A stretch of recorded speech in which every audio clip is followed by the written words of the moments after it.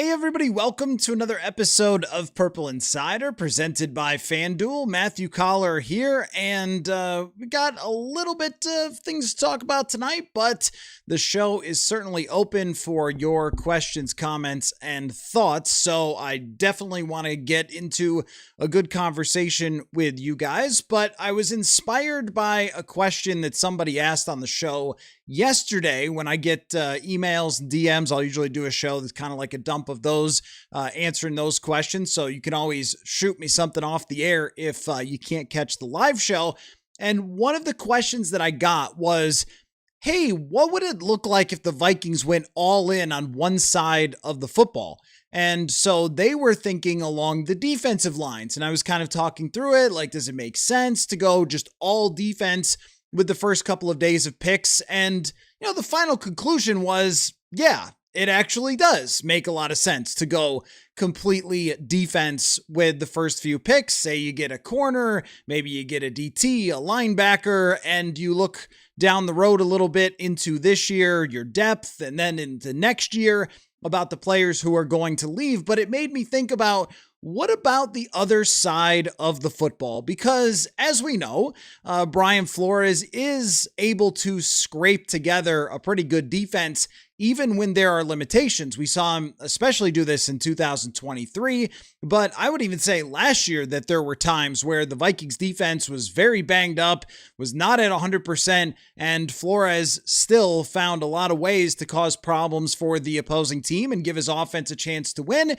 It's just that the Vikings offense didn't do everything they needed to do to win some of those games. But even if we go through some of the performances early in the season, the Chargers one was pretty rough. Maybe you could say it was pretty bad against Pittsburgh at times, but there were other games where they're in the game despite not having Cashman, despite not having Andrew Van Ginkel, a handful of other players, and so forth. So what if you did the opposite? As opposed to putting all of your efforts into the defensive side and tried putting it all in on the offense. So I decided to do a draft simulation where it's mostly that way. I couldn't really figure out how to go all in with picks that I actually wanted. So I thought, what about a fairly balanced mock draft that really leans toward giving Kyler Murray the best chance to succeed this year? And I've got some other news items to get to kind of regarding the offensive side of the ball as well. So why don't we have a look? Here is the draft sim that I ran, where the second round, I just couldn't avoid taking Chris Johnson, the cornerback from San Diego State. He was by far the best player on the board. I actually think that there's a decent chance he even ends up slipping into the first round, but the other four picks are all offense. So at 18th overall, I took Kenyon Sadiq, who I think could be an immediate impact player right away, not as a starting tight end instead of TJ Hawkinson, but as a tight end 2/ slot wide receiver / just get this man the football in space and let him run with it. Kind of the way that the Vikings used Irv Smith Jr. in 2019 after drafting him. And I know it didn't work out long-term for Irv, but that was really good for the Vikings offense. They had Kyle Rudolph, Irv Smith, and they were able to use him as a helper, as a blocker, which Sadiq would be right away a better blocker than like Jalen Naylor was. But probably not someone who's a complete tight end just yet. So Kenyon Sadiq can help right away, though, I think, with yards after catch, underneath targets, and then is fast enough to make an impact deep. He runs through tackles. Just, he's an additional target. So then, yes, with the second round pick, I was looking through the board. Who could I draft offensively? A lot of the tackles were off the board. I didn't think that would really help Kyler right away, maybe if he's here for the long term. But I was thinking guys who might be able to help right away. Just couldn't really lock one in there unless I wanted to take a wide receiver that I was reaching on. So I didn't go with a wide receiver there. I suppose that I could have at 49, but I thought, let me wait and see what happens at 82. So I get a cornerback there. 82, I take Sam Hecht, who I know might not play right away, but also is a lot of people's top center in this draft. And if he wins a camp competition as a third round draft pick, then he could potentially start. With number 97, I went Emmett Johnson, the halfback from Nebraska. And then at 163, I went with Jeff Caldwell, the Cincinnati wide receiver. And I had some ulterior motives for these last two picks, but I end up with a tight end, a potential starting center, a contributor in the backfield, and then a freak wide receiver who might be able to be some kind of deep threat or something right away. Now, there were other options and other ways I could have gone, but I thought this is just sort of an all-in offense type of draft. And the reason that I included Caldwell and Emmett Johnson is because of most recent news today. Emmett Johnson visited with the Vikings on a 30 visit, according to Jordan Schultz. And if you've listened to the show recently, you've probably heard me talk about Emmett Johnson a lot, that when we talk about explosiveness, it doesn't exactly mean a 40 time.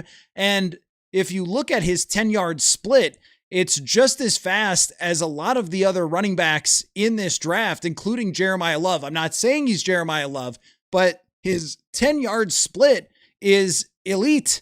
And I think that speaks to explosiveness of getting through the offensive line.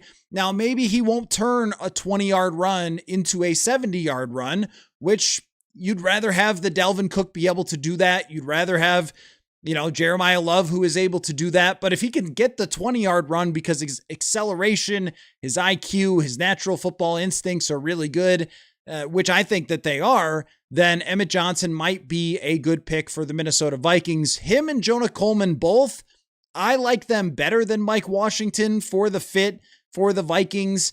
And I understand that they're looking for jolt, but I think if you're looking for that, you should probably go a little bit later and get Demon Claiborne in day 3. If you're going to go day 2 wide receiver, Emmett Johnson, Jonah Coleman are two of my favorite guys to go with there. And Old Purple Insider had a little bit of a report over the weekend that I was told that Jeff Caldwell, the wide receiver from Cincinnati, was with the Vikings on a 30 visit. And if you look up his NFL Combine numbers, I was like, is this real? Because he is about 6'5", and his numbers look like Megatron. And I said it in the tweet that his NFL.com athleticism score out of 100 is 99.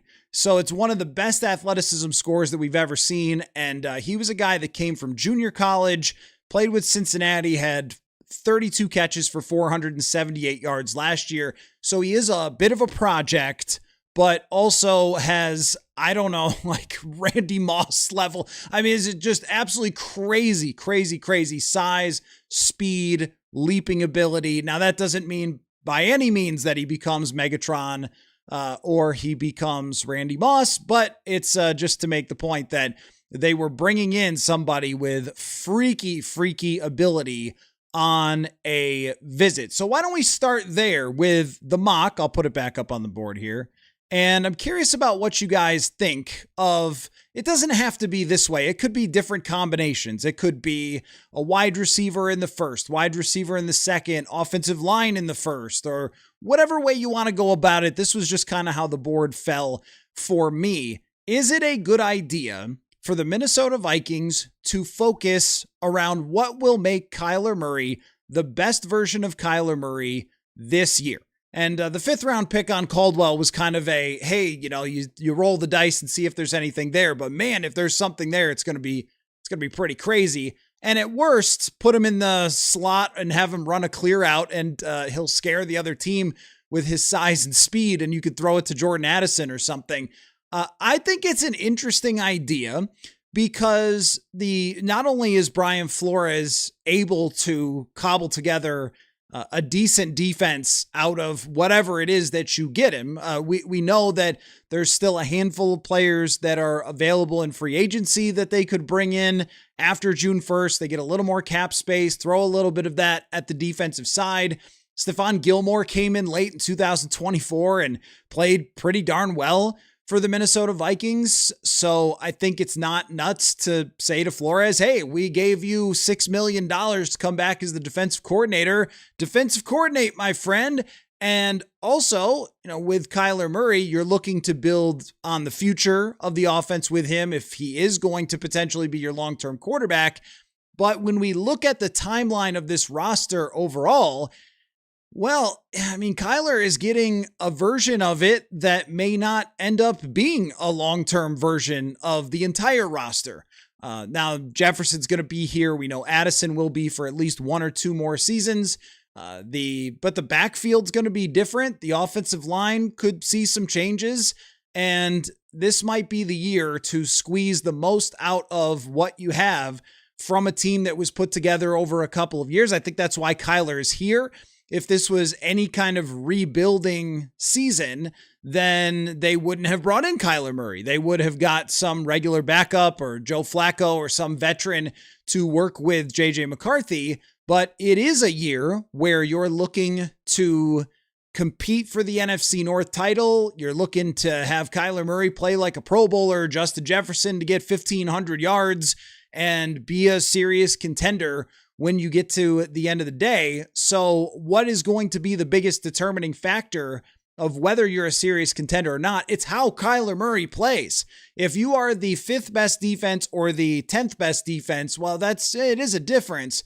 But if you are the 20th best offense versus the 10th, well, that's an enormous difference for your chances to compete in the NFC North.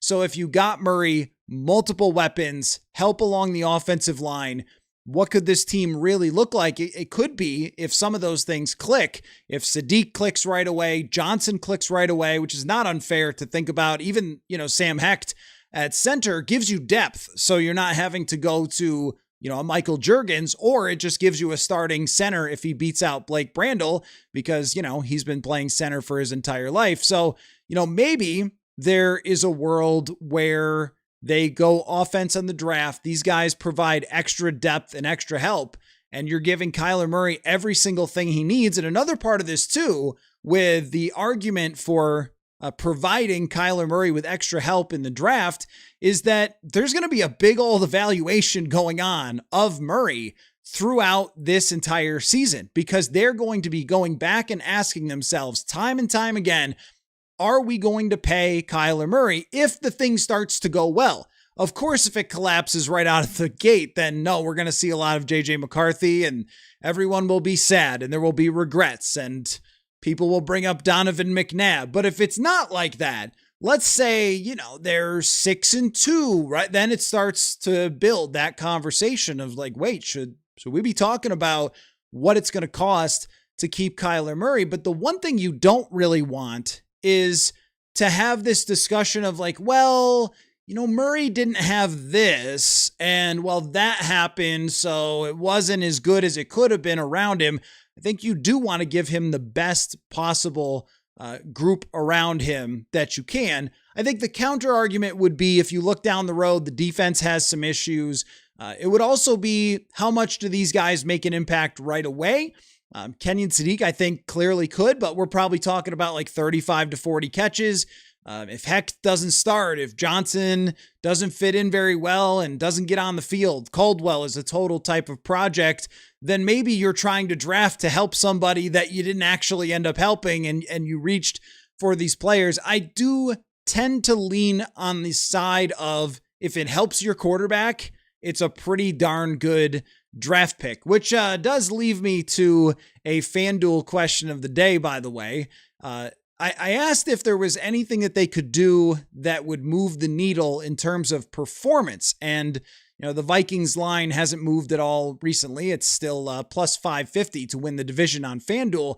But is there anything they could do in the draft in your mind that would change your outlook or projection for Kyler Murray's 2026 NFL season? I want to get to one other note in Vikings land, and then your questions, comments, thoughts, reactions.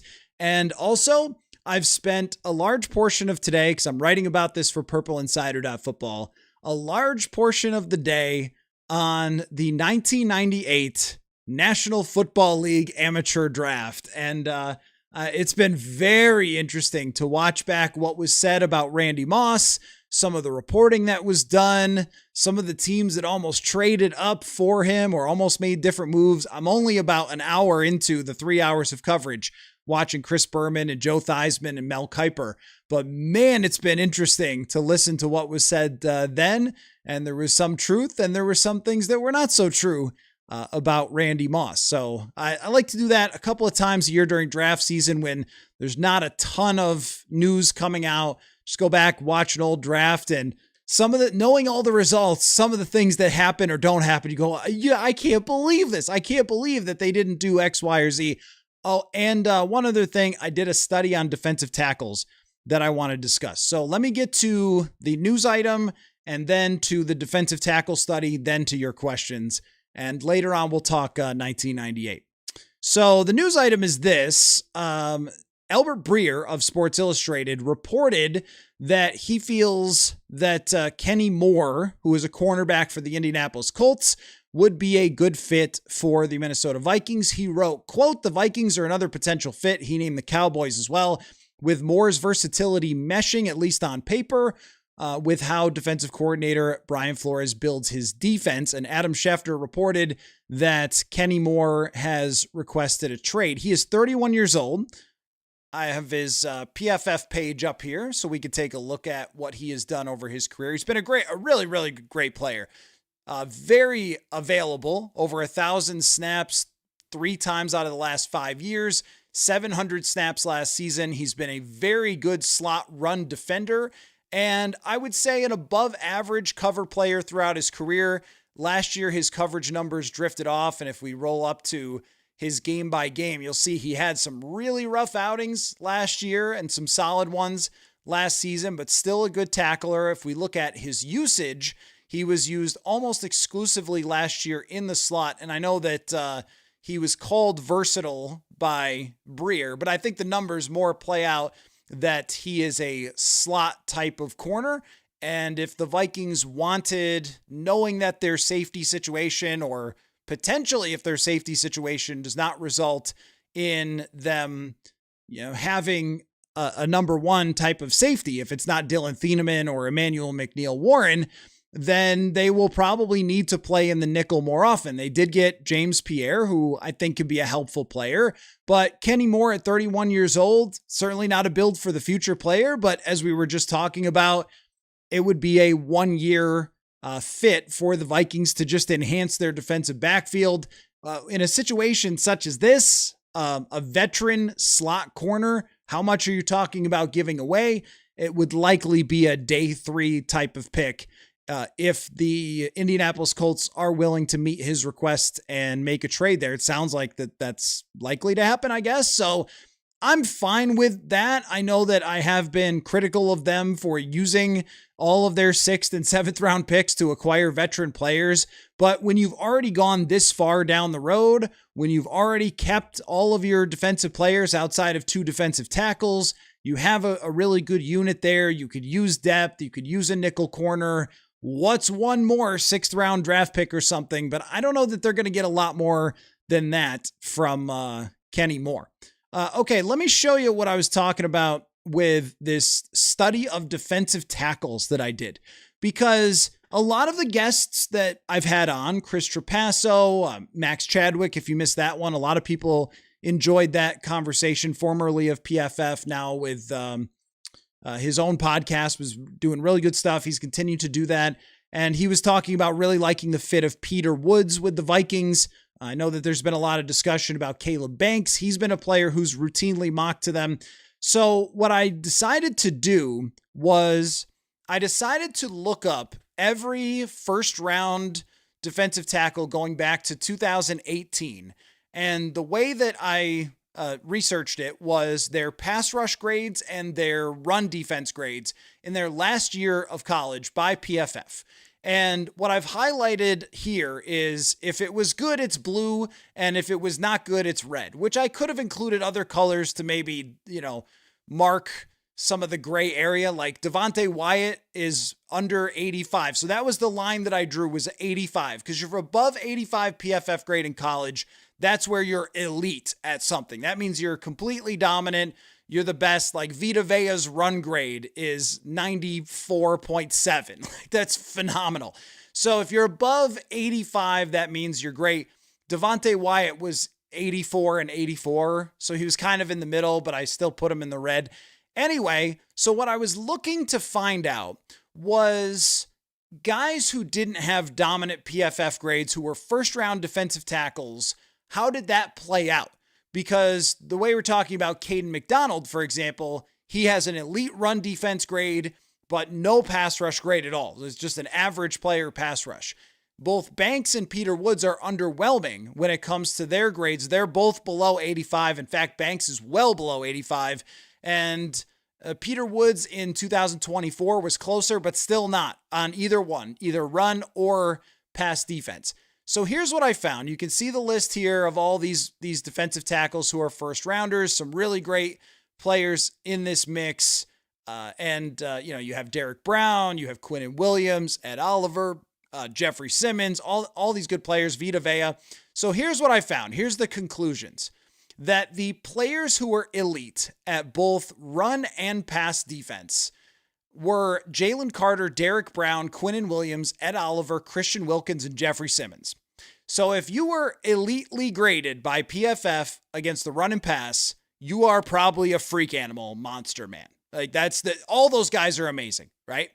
If you were only good against the run, but you were not great against the pass, the list is, guys from last year are hard to judge, but Mason Graham, Kenneth Grant, Walter Nolan, Tyleek Williams. I think we can pretty clearly say that Grant and Williams had tough years. Nolan barely played and Graham was okay.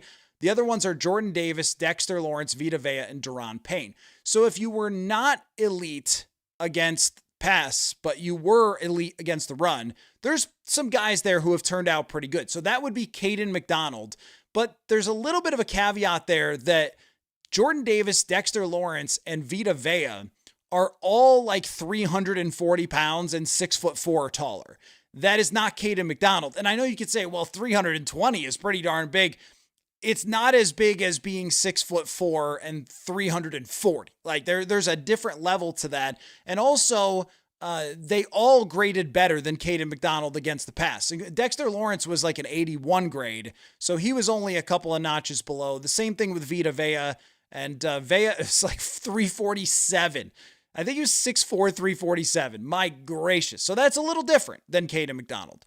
The players who were not elite run defenders but pass rushed well were Derek Harmon, Byron Murphy, Kalijah Cansey, Javon Kinlaw, and Jerry Tillery. So I would say that if you didn't dominate versus the run, it's actually very scary. So we love to look at that first. We love to look at, what's he do against the pass rush? We really need to look at both because those guys did not turn out to be good really at all outside of Byron Murphy. And the players who were not elite at either were Darius Robinson, Maisie Smith, Brian Breeze, and Taven Bryan. That is bust, bust, bust, bust. And then the guy who was kind of good at both was Devontae Wyatt, who is just okay. So there's the chart. And I think that the pretty clear conclusion is that if you're good at both, then you've got a great chance to succeed. If you're good at one, those odds go down quite a bit. If you are not good at either, your odds of success, and look, it's based on a small sample size. There's only so many first rounders, but that to me would eliminate Caleb Banks and Peter Woods from the first round conversation. Now, if it's second round, maybe, that's not bad. And Caden McDonald, you would have to sell me that there's at least some upside as a rusher, which he didn't show this year. And also you'd have to convince me that being 20 pounds lighter than the guys who have succeeded, like Jordan Davis, and even Jordan Davis, he just got a huge contract, but you look at the numbers with him and it's like, he's good, but I'm not sure he's worth $26 million a year that the Philadelphia Eagles gave him. So I have provided you with a lot of discussion. So discuss. Let's have a conversation about all of this, whatever you want to react to there. But those are some of the top things that are on my mind today. So let's get over to the fan chat here, and we can talk about whether you like the idea of trying to help Kyler Murray, or if you think that going on the first rounder or going with all offense with first round and through the draft is not a great idea. And then, thoughts on the DTs or, Kenny Moore or whatever, or anything else. that you would like to have a conversation about. Matt Verick wants a 7-round mock, including trades. Well, I gave you 5, but we could do another one. We can try again. That was just, I gave it a shot. And what I like to do is I don't like to do 6 different draft sims and then be like, oh, this is the one that kind of played out the best for me. I prefer to just kind of go with it. And Chris Johnson was so much better as a prospect than the other players who were available that I had to kind of go with him. But I could have picked a 2nd-round wide receiver and Kenyon Sadiq, and then it would have been really crazy. Did the Lynx make a mistake by passing on Awa Pham? Possible. Same with Lauren Betts, but I think that Olivia Miles is a great fit for the Minnesota Lynx. I do. Very competitive, super high basketball IQ, tremendous passer. Like she'll fit really well. I think someday though, you might be saying, wow, Awa Pham is like one of the 5 best players in the league. Troy says, take the Oregon tight end to 18 if possible, then Price at number 49. Yeah, that was the thing. In the sim that I did, Jadarian Price was gone. I was thinking about doing that and maybe either him or, possibly one of the wide receivers, but I felt like I was reaching so much that it would be unrealistic on some of the receivers, like your Ted Hursts of the world. I was looking yesterday, and there are different consensus boards that are out there, but I was looking at one of them, and it had, I think, 17 wide receivers in the top 100. So it is a wide receiver draft. And then I thought, well, let me get one later, but Hecht was the top player on the board. So I went Sam Hecht. And then I thought, well, I've got to get Emmett Johnson because he just visited. And that's how I ended up with wide receiver in the 5th. But I am good with the idea of Kenyon Sadiq. I know that there is some back and forth about, some people might think he's a tad overrated. And I went back and watched his game against Minnesota, and I was like, yeah, okay. There's a couple plays where he just runs through people. There's a fade route they throw to him in the end zone where he just jumps up, and I was like, I mean, this looks like such a freakishly athletic player that even if he doesn't turn out to be a perfect superstar, could still be an impact player on offense. Even if you just got him the football and had him run with it, there's a good chance, I think, that he becomes at least an above average player. And the fact that you get a chance to develop him, I think, is a major positive for the Vikings. So he could help right away. And then down the road, he is your tight end number 1. But see, that's where it does become realistic, though. If they could get Kenyon Sadiq and then Jadarian Price, there shouldn't be any complaining about not getting enough defense because you get a potential contributor right away who's explosive. Well, both of them are. And then guys who could end up being starters for the following season. Son of Beavers, what are the odds that they take a guard in rounds 3 to 5? I would say, so they don't have a 4th round pick. Now, I mean, I guess they could trade down out of the 3rd and try to pick up some extra picks and be in the 4th. But that it feels like you're trying to not fill needs exactly, but get guys that you need in some way or another in the first couple rounds in the very near future. I think that if there's a guard that they really like, they could do that in the 3rd round. 5th seems more possible, but those are just sort of dice rolls. I don't know what they're thinking about the guard position because the way that Will Fries played last year, I thought was fine. I thought he was a quality, solid starting guard that if you had paid $9 million for, no one would really talk about it. But when you pay 18 and his salary cap hit is about to jump immensely and you can get out of the deal after this year, if there's a guard there that you love in the 2nd, no, not 2nd. I think 2nd's too early. In the 3rd, you have 2 3rd-round draft picks. If there's a guard there that you think this guy has a chance to be a starter, then I say go for it. Who did we talk about before? There was somebody, a guard that we talked about before on the show. Was it was Pregnon, I think it was, from Oregon, this big giant dude who looks like Bowser. Yeah, I think that if you were going to do that, it's probably because they had a visit with him or a conversation. The 3rd round would be the place to do it. But I would not take it off the board. There's basically no position that I would just say take entirely off the board for the Minnesota Vikings. And guard makes sense down the road. Neil loves it. John says, I just feel like we're close. I know we have a lot of needs, and it's probably that offseason excitement. I know the draft won't solve all of our needs, and my optimism might be misguided. It might be, but I don't think that if you're looking at the Minnesota Vikings post-draft, and let's say post-June 1st, because they can add maybe another player or two, or maybe there's a trade out there, not even Dexter Lawrence, but just somebody to bring in. Maybe it's a wide receiver who's a veteran or whatever, or a veteran safety if they don't draft one very high, or a linebacker. I don't know. You strengthen the roster a little bit after June 1st, use a little bit of that extra cap space plus the draft, and then look at the totality of the Minnesota Vikings roster. Now, if I compare that to Seattle, and if I compare it to the Rams, I go, I'm not sure that I'm quite seeing it, because if you compare it to the Rams, their quarterback is the MVP, and they have, even though there's some issues with Puka Nacua, elite wide receivers. Devontae Adams is going to stay. They have the best offensive mind there is in Sean McVay. They can run the football well. Their offensive line played really well last year. And then they have a disgusting defense now that they've traded for Trent McDuffie.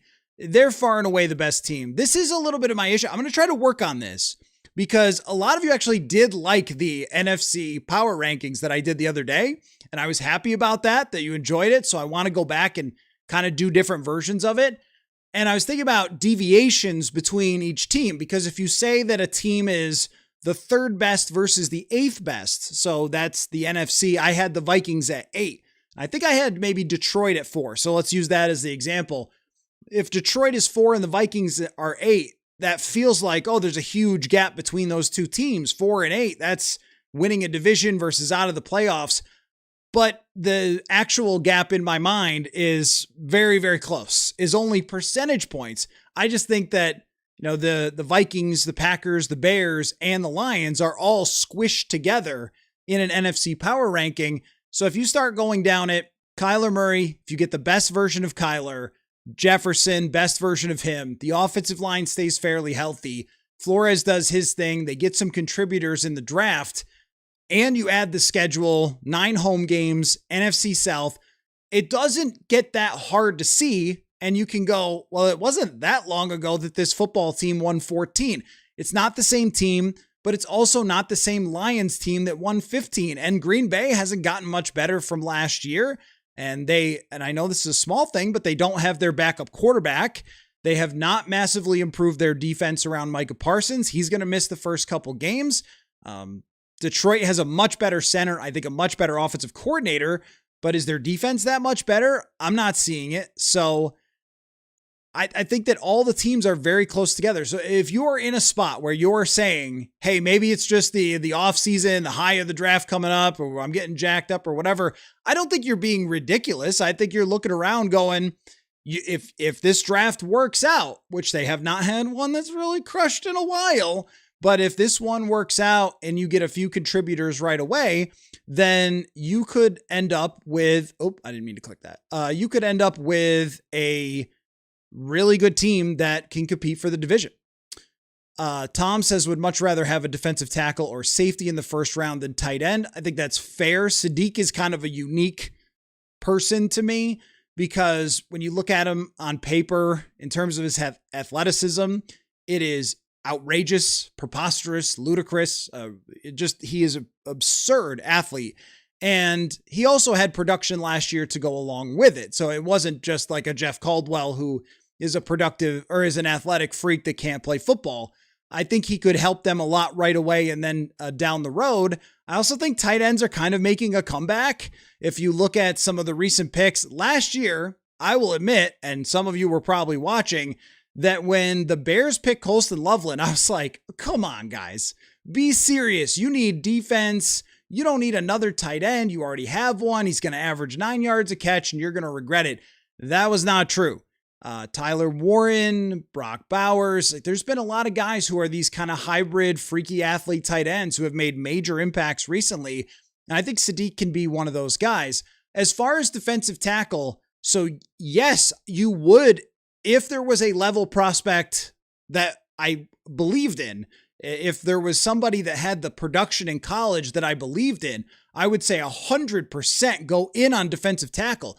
But when you look at some of those names there, it's like, yeah, Darius Robinson, who was kind of underwhelming on both sides of the ball in terms of his grades, and then he just didn't turn out to be able to play in the NFL. It's possible that Woods and Banks buck that trend, but when you look around, there's a lot of Daniel Jeremiah types and Dane Brugler types who just do not have these guys as great prospects. Brugler, the highest rated DT he has is Caden McDonald at 32. So if you draft him at 18, you were reaching a lot over what some of the top experts think. Wouldn't love that, but do love the positional value. Safety, we've talked a lot about. There is a new draft analyst every day that does a breakdown of Dylan Thieneman and absolutely loves him. And I love what he looks like in the games as well. He's a baller.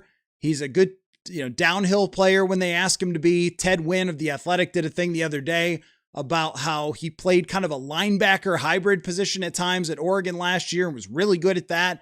I think he's a really good ball player. It's only kind of a draft theoretical thing of, do you want to spend that high of a pick on a safety? And he is really athletic, but he's also not enormous. He's a little bit on the undersized side. So do you want to go all in on that at 18? It feels a little bit high to me to do that. I think trading down would be all right, but it's a draft that maybe you do it. And I'm not going to complain about it if they do. It's more just to point out that there's a theoretical reason not to draft a safety there, but understandable that you would want to improve the defense first with Thieneman, who might be one of the higher ranked prospects in the entire draft, or a defensive tackle that has great potential impact. Interior pressure is just the hardest to deal with. There's just so few players who can actually do it. And I think it's reflected in those first round draft picks. Matt said, this is a draft to help Kyler. No defense. I wouldn't say no defense at all. And that's why I went a corner, because he was just too good of a corner to not pick there. But when we look at the wide receiver class, there's a bunch of guys who are very interesting potentially for the Minnesota Vikings. They've had half of them in for visits or met with them at the combine or their pro days or whatever else. The Chris Brazzell types from Tennessee, the absolute burner. I don't know if they met with Antonio Williams from Clemson, but he's my favorite guy for the Vikings in like the third round, because he's a really smooth route runner, really good football player. Jeremy Bernard from Alabama doesn't do anything particularly like mind-blowingly well, but does a lot of things good. So it's nothing that's A+, but it's a lot of B+. And we've seen a lot of receivers add up to being very solid NFL football players, even if they don't have some Randy Moss type of straight line speed or something else like that. So it's a very interesting discussion about how you would go about best helping Kyler Murray. This was the best I could come up with, but another wide receiver, offensive line, the second tight end, if they want to play two tight ends, they can potentially run the football a little more effectively. You can do play action, stuff like that with Kyler.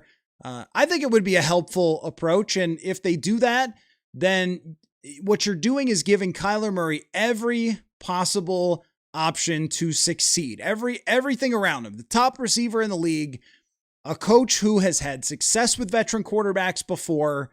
And you have, if you get Emmett Johnson, a deeper running back room than you had before.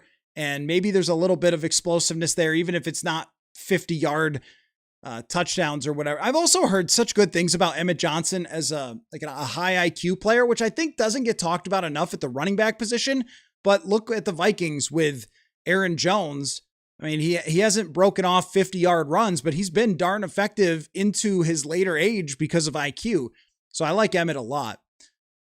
Hunter says, been interesting doing my own mock drafts because I find myself going heavy on defense without that being my intent. Have you found that to be the case with you, Matthew? Yeah, I have.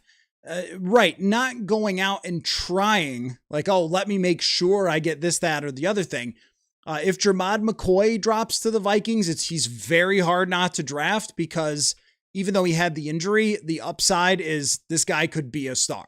And there's not too many other corners after that. The cornerback position is so light in this draft. That's why I picked Johnson in the second. It's so light in this draft that I think there's going to be quite a few of them that go early, and then we're going to see kind of a massive gulf because it falls off after 3 or 4 guys. And if Jermod McCoy's there, well, you kind of have to take him. Or a lot of times when you do the draft sims, Thieneman is there, and then you look at the other players and go, okay, I mean, maybe it's not the best positional value, but he's the best prospect by far, so you got to go with him there. You get into the second round where there's some really good guys in the second round, and this is probably what happens to you, is linebacker.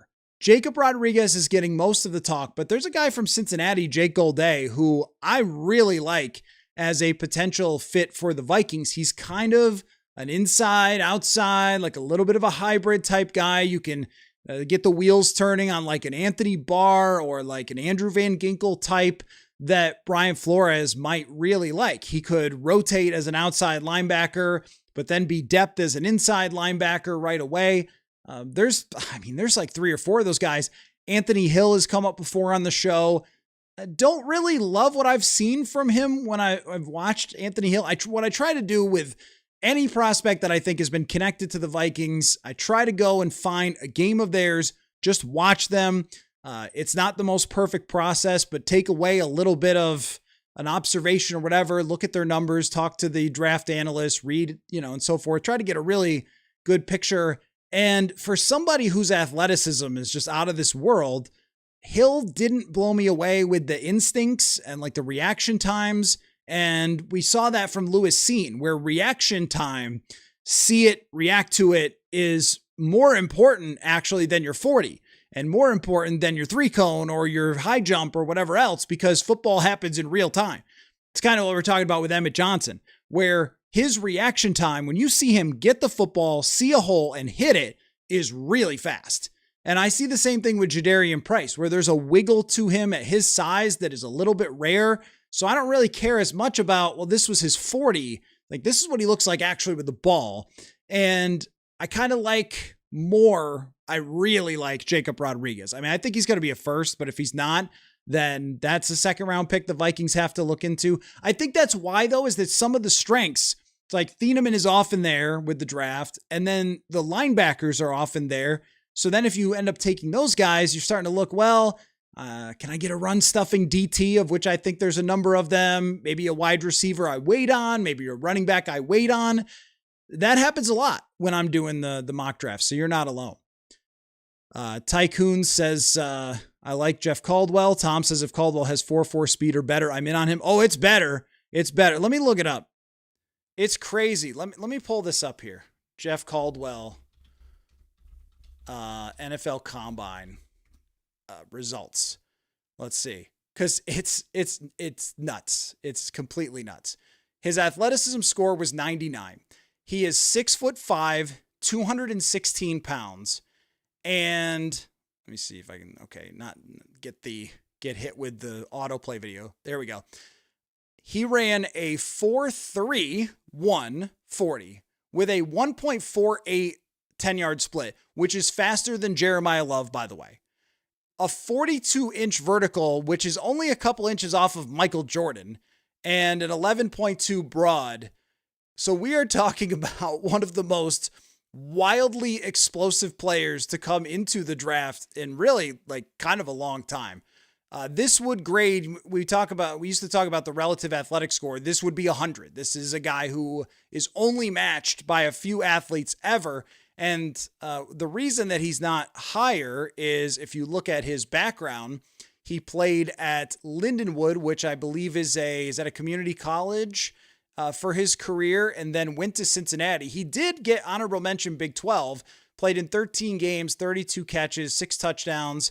And the report on him this is from Lance Zierlein, says Caldwell is a developmental prospect with enticing traits and a need for better fundamentals. He's a long strider with the ability to create separation vertically, but his route running is underdeveloped and he needs tutoring on how to best set up routes. Caldwell's contested catch rate is disappointing for a player his size and ability. Coaching should help create more advantages in that area, but he might need to ratchet up his competitiveness on 50-50 balls as well. His production at Cincinnati won't excite, but his NFL scouting combine performances show that there could be more upside to unlock, which makes him worthy of a middle round pick as a backup Z wide receiver. So there is your full Jeff Caldwell report. Clearly the Vikings were interested enough in the freakiness to bring him in on a 30 visit and take a look. And I'm sure they're trying to figure out just how far along is this guy mentally? Is he going to be able to, handle a transition to the NFL? If you're doing it in the 5th though, what's the downside of taking the freakiest player in the draft in the 5th round? Yep. Matt Varick, Caldwell sounds like a late round project similar to Naylor. Planet Yevon, comp might be Plexico Burress. From a physical perspective, yes. From a physical perspective, I don't know that his hands were as big. Plexico Burress had these crazy, crazy mitts. But from a size perspective, yeah. This is somebody who, if you can get him off the line of scrimmage, can just scare the pants off of people.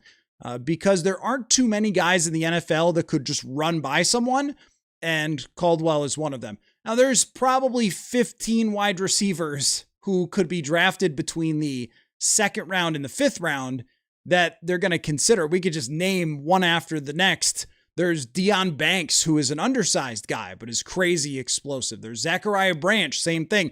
It's a little bit of what they're looking for. Ted Hurst has been the name that gets bounced around a lot from Georgia State. And if you try to watch his film, it's really hard to figure out which guy is Ted Hurst when you're trying to watch Georgia State. So that's been a little tough, but on paper, he's a downfield wide receiver who tracks the ball really well. And that's something that they've gone after in the past. Naylor was a little more of a refined ball tracker, it sounds like, than Caldwell. Son of Beavers, if possible, wide receiver in the 1st round, running back in the 2nd, center in the 3rd, and then guard. This is if you're going all offense. The 1st round wide receiver. See, I kind of got like a little trapped when I was doing mine. After I'd picked the tight end, I thought I'll get wide receiver in the 2nd. But then I was looking and like, oh, let me wait till the 3rd. But then I got to the 3rd and Sam Hecht was right there. So I took him. But wide receiver in the 3rd, I think if you compare a lot of the 3rd round caliber wide receivers versus the guys in the 1st round, I mean, there is a difference, of course. 1st versus 3rd round is a hugely different percentage chance of success.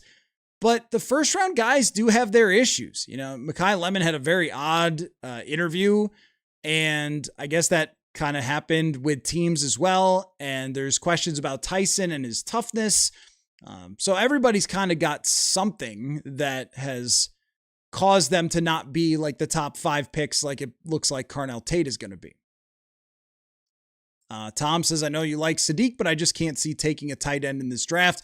The reason that I could see it is because, Hawkinson's not going to be here after this year, more likely than not. It's always possible that if he had a great year and it was all wonderful that they could extend him. They did that with Rudolph once upon a time. It's probably a bit of a mistake at the time that they did it, but they did it.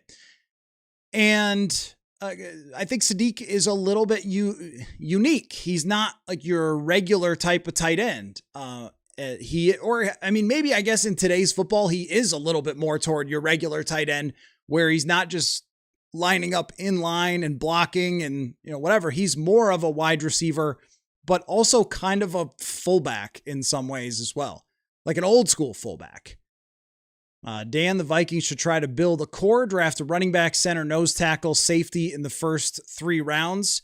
Yeah, there is, by the way, I didn't mention this, but there is actually a lot of nose tackle types that are projected later that could bring you maybe just as much as some of the projected 1st round guys. Daryl Jackson is one of them. He's just this absolutely huge human being for Florida State, and his grades were fine. They weren't great, but they were fine against the run. It wasn't that different from what Caden McDonald looked like. But when you're talking about building a core, they have 4 picks that are in the top 100. This is way more. This is half as many top 100 picks as they had during the entire time Kwesi was here just this year. So when the commenter earlier was talking about being excited. Like, hey, yeah, well, this is a time you actually have draft picks. Day 2, my friends, could be pretty fun. And there could be players who, as you're talking about, can either form a core of starters now and into the future, or also just players who are depth that are ascending. This is something that they haven't really had, is ascending players. You're looking for that as well. Running back is an absolute must in this draft. Center is a little less. If the guy's not there, if you don't love him, I don't feel like you have to do it. Defensive tackle feels like they kind of got to get someone unless they have a plan. Oh, I was going to mention that DJ Reader had a visit with the Giants. So I don't know, look into that how much ever you will, but they have like a real football coach now. So they're maybe worth taking seriously. I've thought that DJ Reader would make sense for the Vikings as a veteran defensive tackle. I'd still like to see them do that. Get a defensive tackle, in free agency who's still hanging out there to help stop the run. Just somebody with some experience, because drafting one is nice, but DT does take a little bit of development there. Safety, see, this is the thing. The third round, I wish they had 8 picks in the third round because, well, one, I've put a lot of study into day 2 because that's where they have 3 draft picks. But also, there's a couple positions that I think in day 2 could be very good. And that's why this draft is weird. At the very, very top, there is not Myles Garrett, Nick Bosa. There's not these megastar type prospects. And in the middle of the first round, each guy has a reason to love him and maybe a reason to question him. But when you get into the second, that back half of the first and into the second, middle second, there's a lot of players that I think, hey, this guy could be a quality starter. And you're looking for that when you're talking about that core. And at the safety position, there's probably 4 or 5 guys that I think could have a chance to be quality starters. Bud Clark is the one that I really like. He's a veteran. He's like 24 years old. He's played a lot of football, and he is a playmaker. And he goes and gets the ball. So I've liked him. I really like AJ Halsey. I think he's more of a second round pick. So somebody like Clark might be in the third.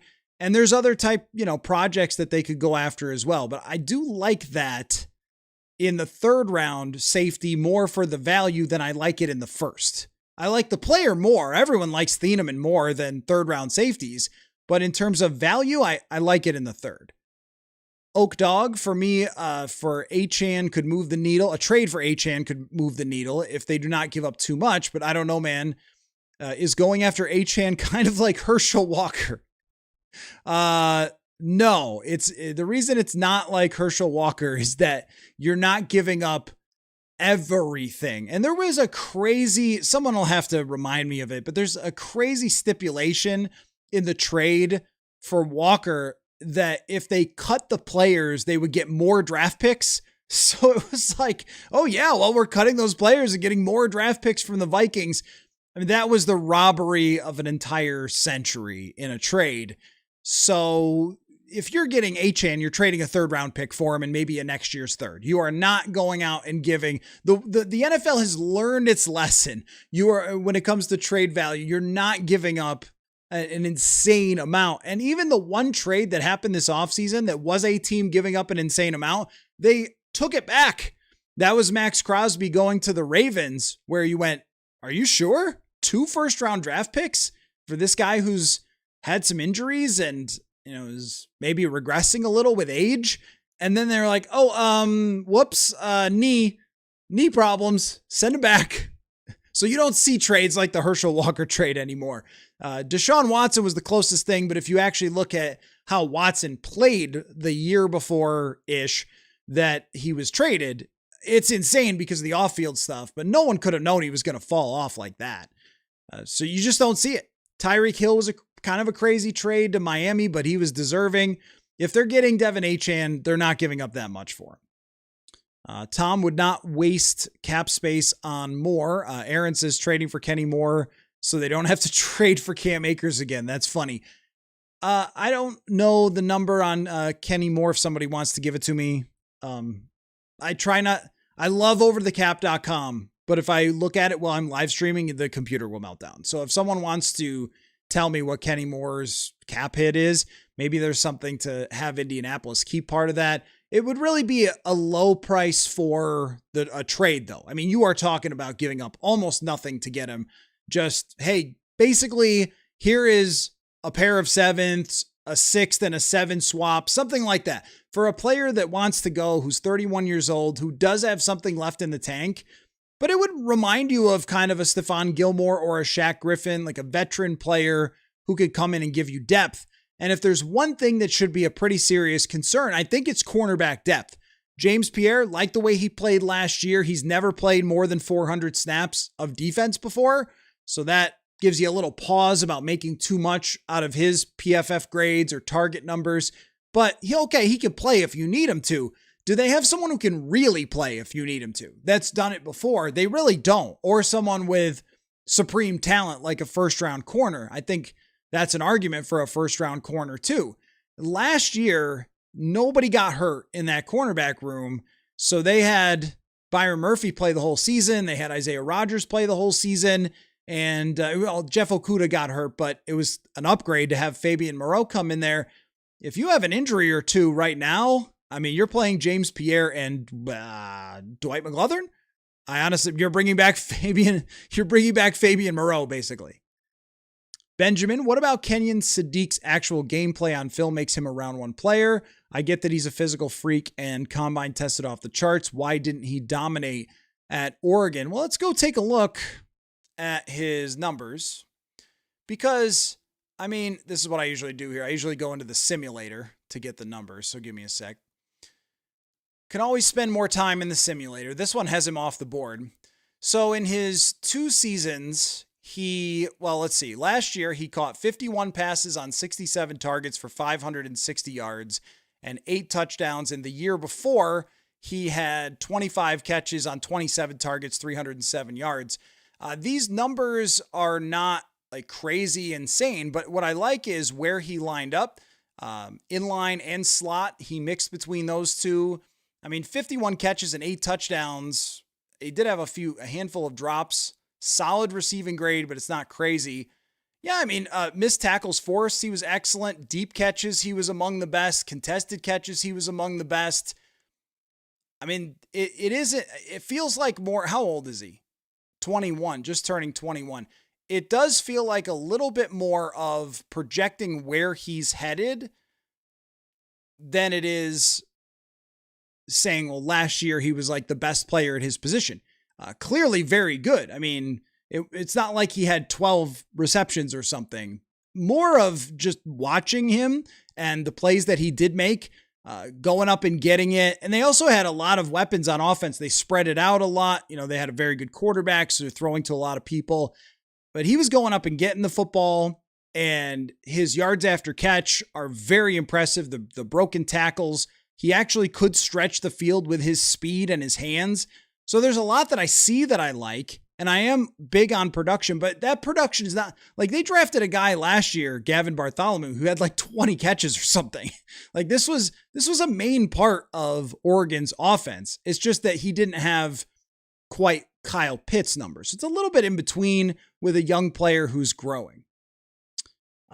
Brian says, appreciate you do studies on the DT one. Feels like the earliest the Vikings should swing at a DT would be round 2. Yep, I agree with you, Brian. There's a good chance that some of these guys drop into round 2 and maybe you start to consider it there. Now, if you're taking Caleb Banks at 49, well, yes, please.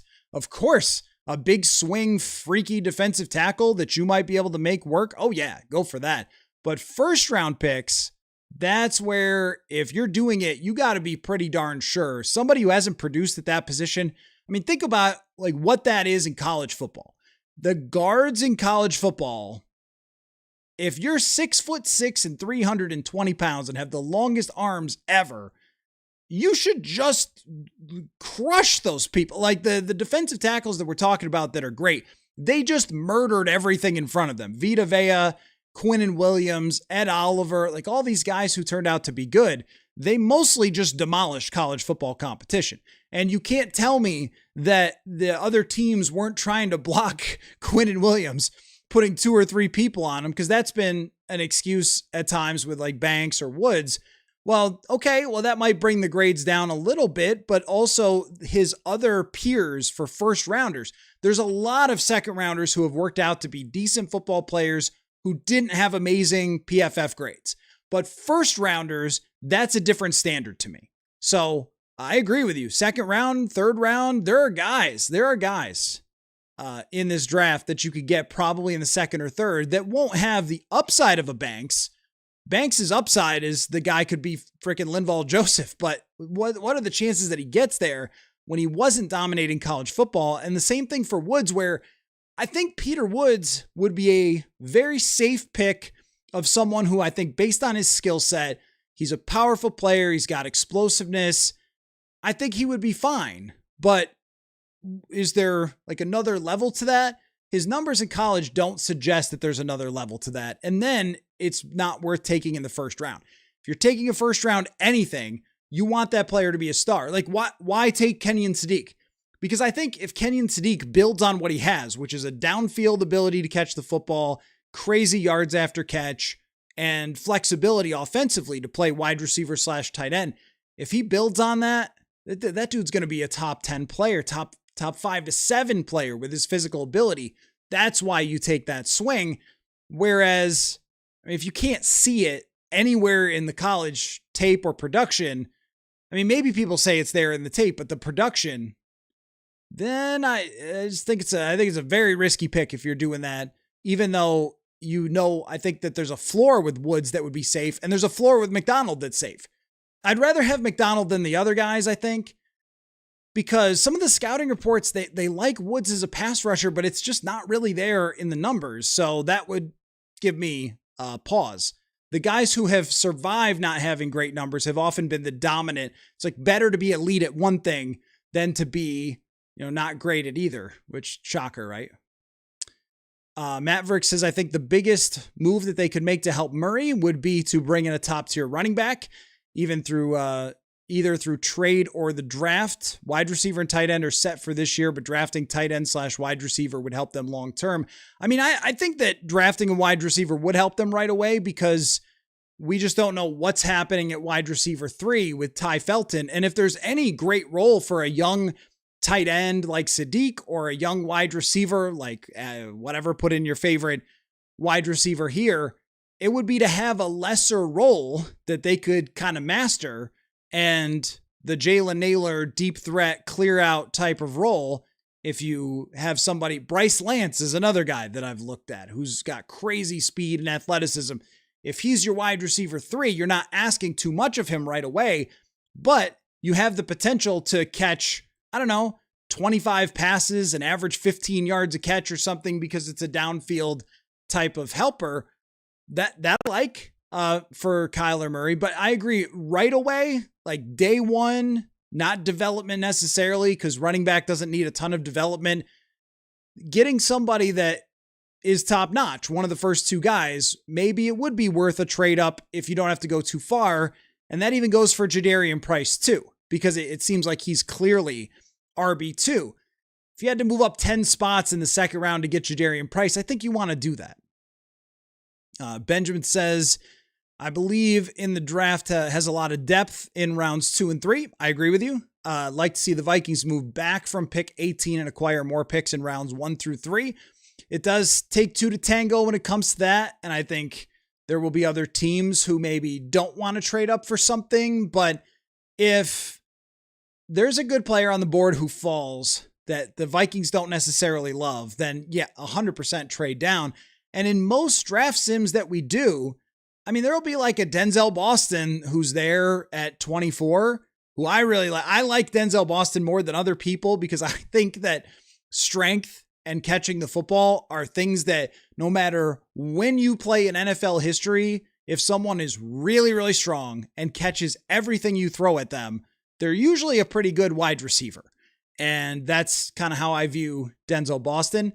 Let's say it's him or maybe Chris Johnson or somebody that isn't always considered a first round draft pick that they like at the back end of the first, trade back, get an extra pick. I'm all in on that idea. Unless Jermod McCoy drops, unless Jeremiah Love is there. Like there's a lot of different decision trees But I think theoretically the smartest thing is probably exactly what you're talking about, which is to trade back and accumulate another pick in the third round. Because when I go through it, I look at a lot of prospects really at each position that I would say, hey, that's a good third round guard that we were talking about. It's a good third round center. It's a good third round. Other than corner, to me, is not one of them. Corner to me falls off the map after second round projections. And I have looked at some of the prospects trying to find like depth in the cornerback position. I just don't see it. I don't see it there. Tackle, there's no such thing. If you get past the second round, no way. There is no such thing as tackle depth. In fact, usually you have to take those guys in the first round. Brian O'Neill's an exception because he weighed like the same as I do right now coming out of college. But I mean, not really. It was probably about 75 more pounds than I do right now when he was coming out of college. But you get my point. Like, he didn't look like an NFL tackle, and then all of a sudden he did. That was an odd situation. Most of the time your top tackles come from the first round. So you'd be kind of crossing that position off. I mean, they drafted Ezra Cleveland in the second, and he was immediately a guard. That happens a lot. But there's other positions there that I think are very strong. Wide receiver is very strong through the second and third, and that might be a reason not to do it in the first, even if they want to. Oak Dog, the problem with trading downs, it seems like a bunch of teams are looking to trade down. Yeah, that's my impression as well.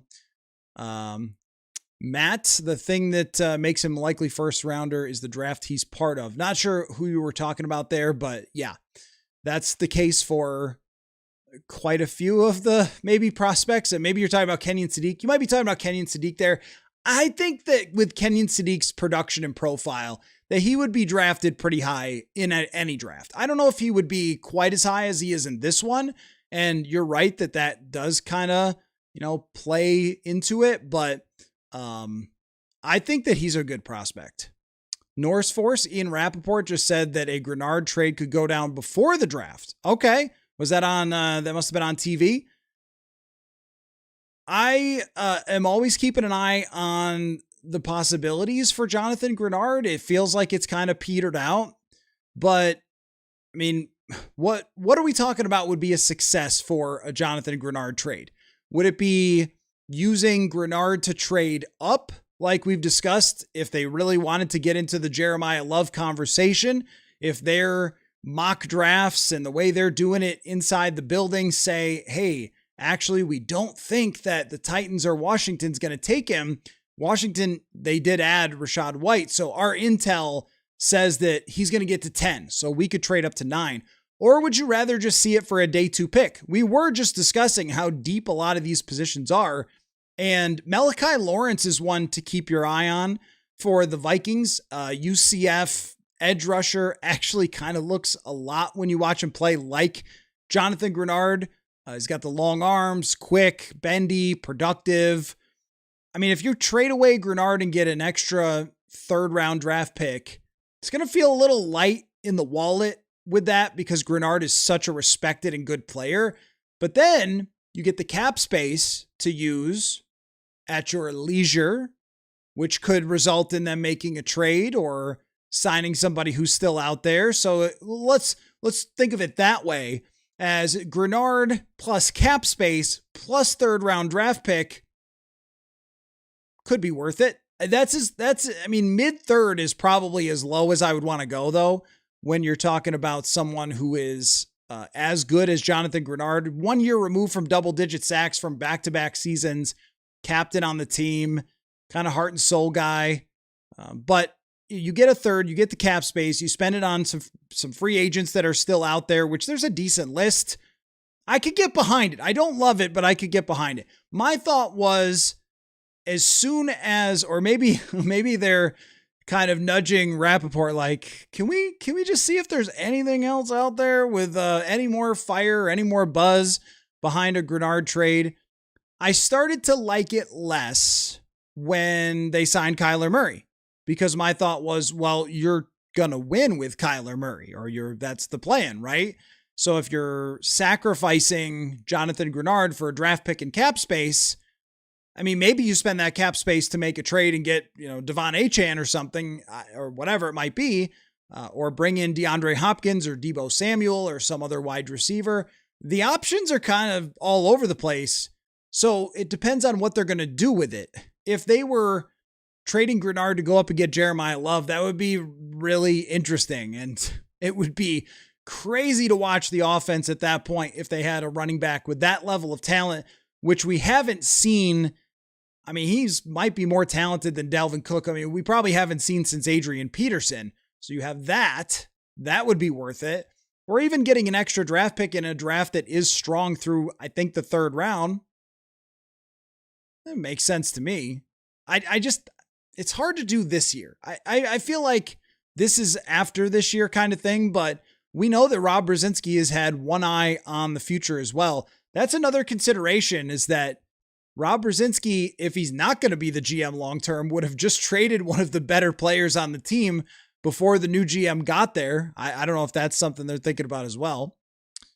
Deplorable Neanderthal, tight end, running back, wide receiver, center, corner, safety, interior, D-line, and trade back to get them all in the first 125. It sounds good to me. That's, nailing down pretty much everything that they need. I don't think that they have to come away with a grocery list. So if they did not draft safety, but they got, a tackle in the second round who they thought was a first round prospect and fell, and they love him and they think he's a future player, but hey, you didn't check off the box. Well, I'm okay with that. Like, they just need more talent and more foundational players in the draft. So I wouldn't be against that. David, what would be your top 3 to 5 players you'd like the Vikings to trade up in the first round to go get? Let me use my handy dandy mock draft simulator here. 3 to 5. Well, Jeremiah Love is clearly one. I think Caleb Downs is another one. The reports, this draft sim has Dylan Thieneman going in the top 10. I guess it's possible. But if Caleb Downs were to drop at all, for whatever reason, maybe it's positional value or something. I mean, there's reports out there that Downs has been going from team to team and wowing everybody with his football IQ. And, he's probably an awesome prospect. He's been discussed as one of the better safety prospects to come out in the last 10 years. But were he to drop to the right spot, then he would be worth it. So that's 2 of them. I'm not sure if there's okay, Mansour Delane would be the other one. Delane just has awesome numbers, 90 coverage grade, allowed a 31 quarterback rating against, phenomenal in man coverage. How big is he? 6'1", 190. Okay, well, so he is the clear-cut top corner, and I would do it for the clear-cut top corner. I don't know if there's anybody else that I would say definitely trade up for. I mean, I'm just counting out that Sonny Styles drops or David Bailey or Arvell Reese. I think those guys are going really fast. But if Love or Downs were to get into that 9 to 12 to 13 type of range, well, I guess the range here would be somewhere between 9 and probably not 13, probably like 11 of teams that might consider trading down with them. If any of those guys got to those places, you would have to think about doing it. And I don't think it's impossible. We've seen it before. Doomer KO, script writers, please give us Jeremiah Love and Dexter Lawrence. I mean, my gracious. That, if they come away with that, that's going to be some kind of different feel to the offseason, isn't it?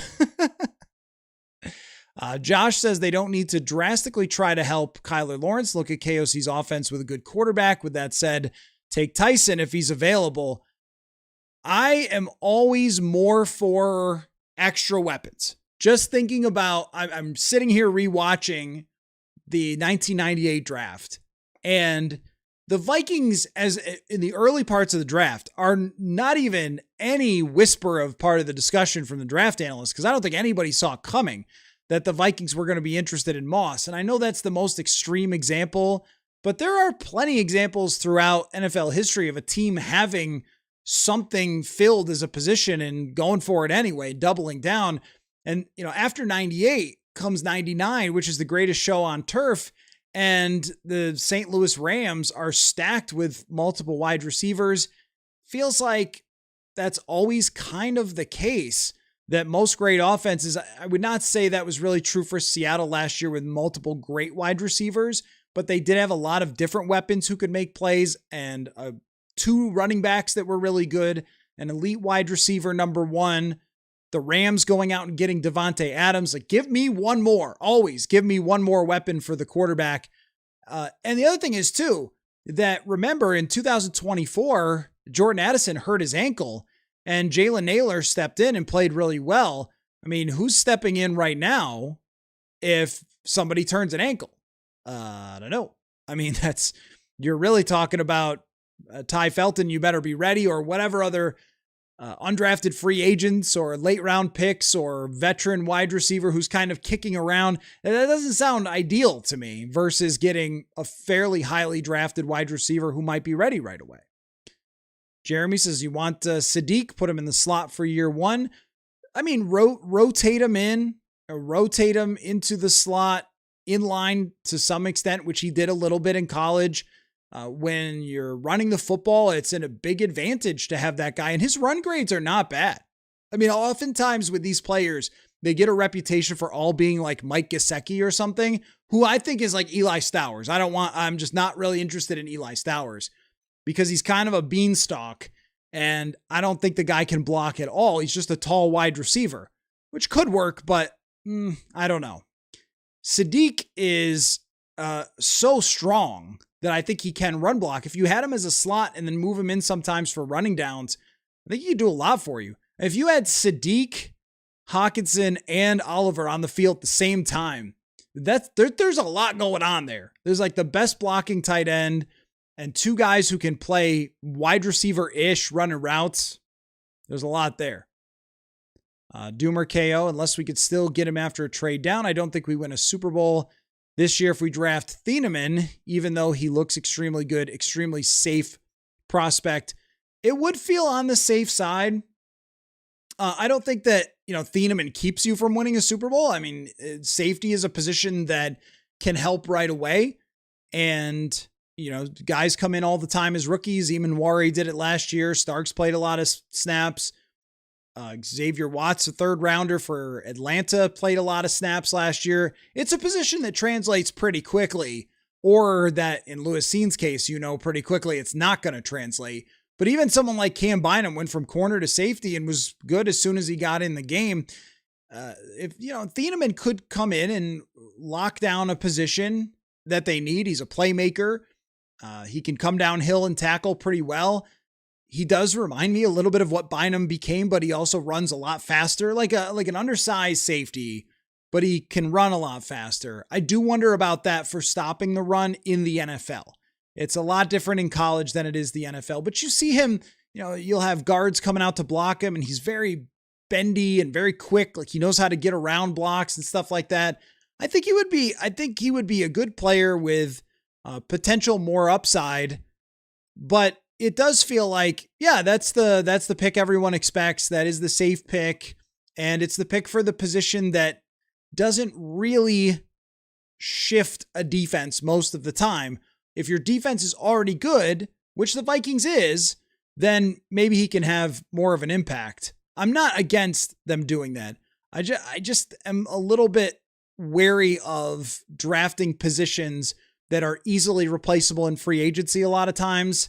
That's more of my issue. And if he doesn't become a great player, then you got somebody that you could have gotten in free agency. That's what it comes down to for me.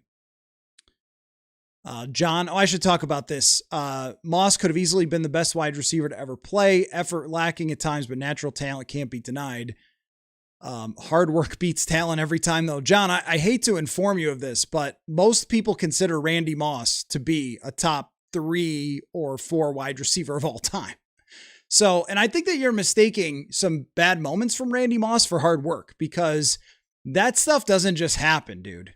Like what Randy Moss was not just a product of natural talent, because there are other guys who have been as fast as Randy Moss, maybe not quite at that size.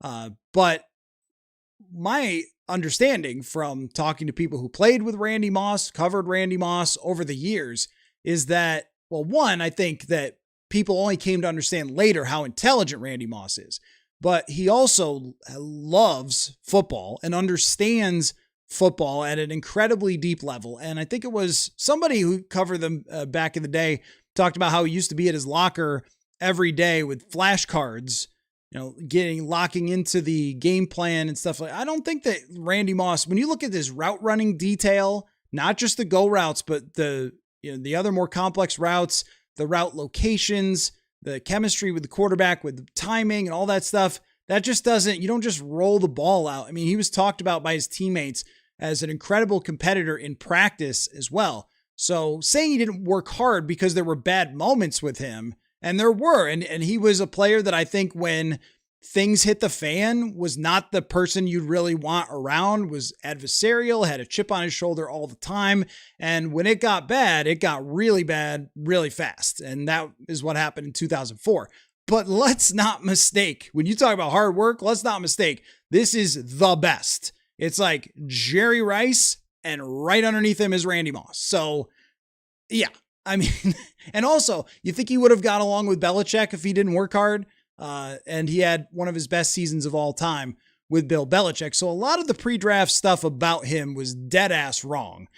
And some of it was right. I mean, there was questions about, there's actually a really good part of the draft where they've got Andrea Kramer in West Virginia, and this draft broadcast for ESPN in 98 is just outstanding.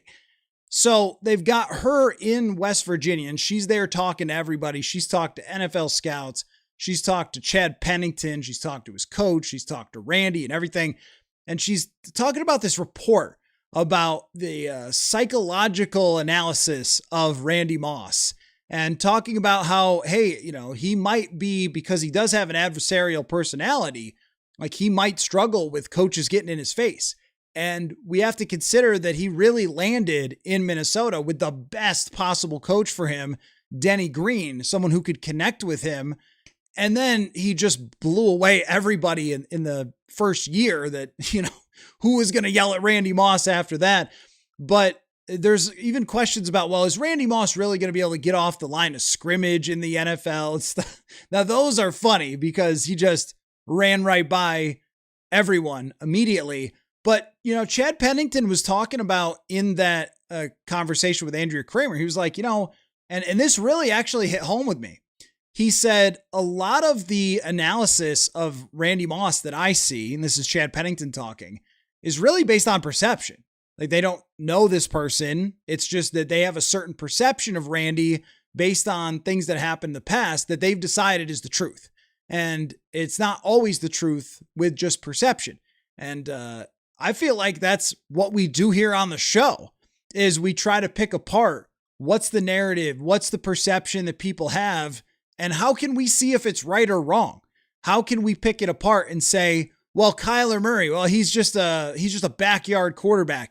And then we start looking into it and we find not really, not recently, actually at all, over his last couple years. I feel like there's been many examples over the years where we try to get to the bottom of, and this is going way back a bit, but like, Lamar Jackson can't pass. Yeah, actually, if you watched him at Louisville, he had passes he couldn't make very well, but he also threw the ball extremely well between the hashes, so that's what I love about diving deep into, the data and things like that, is like, what is revealing of the actual truth versus just, hey, this is what I've heard and perception, or one person said it on social media, so it must be true. So that kind of hit home. And I mean, Randy came right in and blew everybody away. So they were all immediately wrong. But here was an interesting detail, is that the Raiders actually tried to trade up to get Charles. Well, they had Charles Woodson, and then they tried to trade up again to get Randy Moss. But I think it was the Saints wanted their next year first, and they said no. And it turned out to be some bust offensive tackle in their next first year. Can you imagine if Rich Gannon, when he was playing MVP level football, John Gruden, Tim Brown is still there, and then they bring in Randy Moss. And I don't know if Jerry Rice wasn't there yet. They eventually got Rice. They probably don't if they have Moss. But how history could have been different. So interesting. But I think it's a mischaracterization to say he didn't work hard. I think his personality rubbed people the wrong way. And also I think that he got easily rubbed the wrong way and didn't always know how to contain it. And he also didn't care what people thought of it. That was the other thing too, is that if he was having a meltdown on the sideline, he did not care if the local paper was going to rip him for it, or if the ESPN was going to show the highlight a million times. He just didn't care. Most players kind of do care and maybe contain it and hold it in for the locker room. He didn't do that. But there's no question that he had his issues with the Vikings over the years. And there were a number of times where it was a discussion like, what is going on with Randy Moss through 03, through 04. There's kind of two different sections of Moss. There's like the early Denny, and then there's a little later with Tice where things are different. But you don't, no matter how athletic you are naturally, you do not produce like that. You do not succeed like that by accident. Does not happen. I've seen so many guys who are freaks. It doesn't happen. Doomer, only way we get to a 100-point differential is if we trade down multiple times in the first 2 days and draft hits on all the picks and spend almost all of our top 100 picks on Lawrence and Love. Okay. That's a little bit on the bold side. I don't know that that's true. I mean, last year they were on the plus side of the differential. So if you do a little quick math here, they were on the plus side of the differential while being minus 40 EPA in passing. So 40 points below zero negative on the passing side, which is really hard to do. It's hard to be that bad passing the football. If Kyler Murray gets them into the top 12, that would give you like a plus 70 from what you had last year. And then you're talking about, if you have a similar defense, that you're in the range of plus 100, which is always my kind of line of demarcation of, are you a real contender or not? The offense doesn't even have to be great if the defense is similar. It's just, can you get the defense to be similar minus 2 defensive tackles? I feel like there's still work to be done there. How they're going to do it, I'm not really sure. Hunter says, feel like if the, is it Ione guard from Penn State, Vega, is it Ione? I haven't looked at him much because I didn't think that was possible, but that is a trade back. Oh, I see what you're saying. Yeah, it's a trade back opportunity. Yes, with the Chargers. Yep, that's a good call. If he slides down the board. There's also been some medical stuff with Malinois, the tackle from Miami, that could cause him to slide a bit. Paul says, DJ Reader to replace Lawrence when he gets traded to the Vikings. That's a good call. That's a good call. The FanDuel question of the day, by the way, was the Vikings, their needle hasn't moved in a long time since they got Kyler. It's still plus 550. But how much could it move if they got players that could support Kyler Murray? How much better would the projections be? I don't know if that was my first hour FanDuel question of the day, but it is now. If it's a second FanDuel question of the day, then oh well. But like, is there something in the draft that they could do to? Oh, I think it was really Kyler Murray and his production is what we were talking about. Like the outlook. I should write this down, but I didn't this time. How about that? The outlook for Kyler Murray. Is there a move in the draft that could change your outlook for Kyler Murray? That was the FanDuel question of the day. Son of Beavers, $13.1 million cap hit. Oh, for Kenny Moore? Not going to look deeper than that? Okay.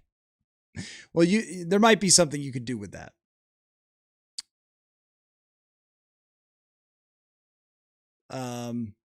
Mike says, disagree that hard work trumps talent. Hard work and talent are necessary. Treadwell works hard. Yeah, that's a reminder of the, that's funny. It's a reminder of the Laquan Treadwell running stadium steps. Yeah. Back in 2017 training camp, Mike Zimmer made fun of Laquan Treadwell for being out there running stadium steps. He's like, he needs to run routes. Yeah, you're right. It's always a combination.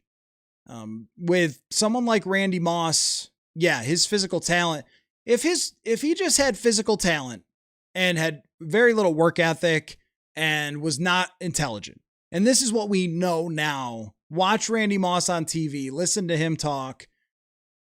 Players in that locker room will tell you all day long, and I've talked to a number of them from back then, how intelligent Randy Moss was about the game of football. And even though his public perception was what it was, to them, he was a different person. Like you didn't know Randy Moss. You might think you knew Randy Moss, but you didn't know Randy Moss. That's what every player. I've asked Robert Smith.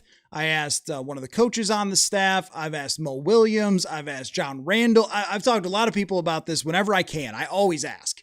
Chris Carter, I think I may have asked at one point. Like, and everyone I've ever asked about Randy is like the guy that you guys thought you knew on the outside, the fans, whatever else, you didn't know the real Randy because you only saw so much. And that's something we need to always keep in mind too, is that we don't know these players, even reporters. We're in there an hour a day, 3 times a week. We get to know them through interviews and things like that, but we don't always know everything about how they go about their business on a day-to-day basis because some guys are a lot more guarded. And I think that was Randy. That's not to apologize for the incidents. The things that happened with him, the parking meter thing, some of the walking off the field, it's just, some of it was unacceptable. And the way he acted when he came back was just ridiculous. So yeah, I mean, there was things that happened with him. The 2010 thing was a circus. It was absurd. Okay. Yeah. There are people who are still kind of rubbed the wrong way by some of the incidents with Randy Moss, but don't make that into he didn't work hard enough, because I don't think that there's too many people who are more competitive than Randy Moss and more driven to show the world that he was going to be great. And you saw that right away. And if he had not put in the work and he had not understood the playbook and he had not put in the effort, he would not have just run by everybody like that. He would not have dominated the way he did, for sure. And then he wouldn't have become as complete of a wide receiver as he was, which I think people don't give him enough credit because the highlights are just bomb after bomb after bomb. But when you actually watch the route detail, the footwork, stuff like that, I mean, all time great. Rich, do you think that the Vikings can pair the big citrus to create the Williams wall? I think we should get him. He doesn't play in the, well, I think, yeah. So I'm misunderstanding part of that. But in terms of Dominique Orange, the big citrus, I'm a little disappointed, to tell you the truth, with Dominique Orange. When I looked at his numbers, he didn't grade very well anywhere. And I didn't think was as good when I watched him as I expected him to be. He's got some movement skill for sure. He's absolutely big, but I kind of like Darrell Jackson a little bit better. The Williams wall is, I was just watching a game the other day from 2007. The Williams wall is something that I don't know will ever be emulated again quite to that level. It was kind of like, I guess Seattle and Philadelphia the last 2 years, but they were giving up 40 yards rushing a game in 2006. Kevin Williams and Pat Williams, they were unfreaking stoppable. I think you just need some people who were solid in there. Rich, what are the chances we come out of the draft for the corner, center, defensive end, defensive tackle, and tight end? Well, probably not that high when we think of all the permutations that they come out with that exact one, but center, corner, defensive end, defensive tackle, and tight end. Tight end would be the one, if I'm ranking them from most to least likely, I think corner is very likely. Center is probably a coin flip depending on how things go. Edge rusher, if they trade Jonathan Grenard, edge rusher shoots up to being one of the most possible first or second round draft picks. Keldrick Falk becomes in play at that point. Malachi Lawrence is in play at that point, maybe in the second round. I'm not so high on Zion Young from Missouri, but his name gets thrown out there quite a bit. So that would shoot way up if they traded Jonathan Grenard. If they don't, then I don't know if it's that likely. Defensive tackle, I think they will get one somewhere. I just don't know where. I would go late day 2 or day 3 for defensive tackle because I think those guys are out there. And as part of my research, I looked up the top run defending defensive tackles. There's a lot of them, a ton of them, of the top 25 that are 4th rounders, 3rd rounders, 5th rounders, undrafted free agents. Run defense in the NFL is something that you can find in other places than the first round. Hunter, I fear I just don't have a hot take for this draft.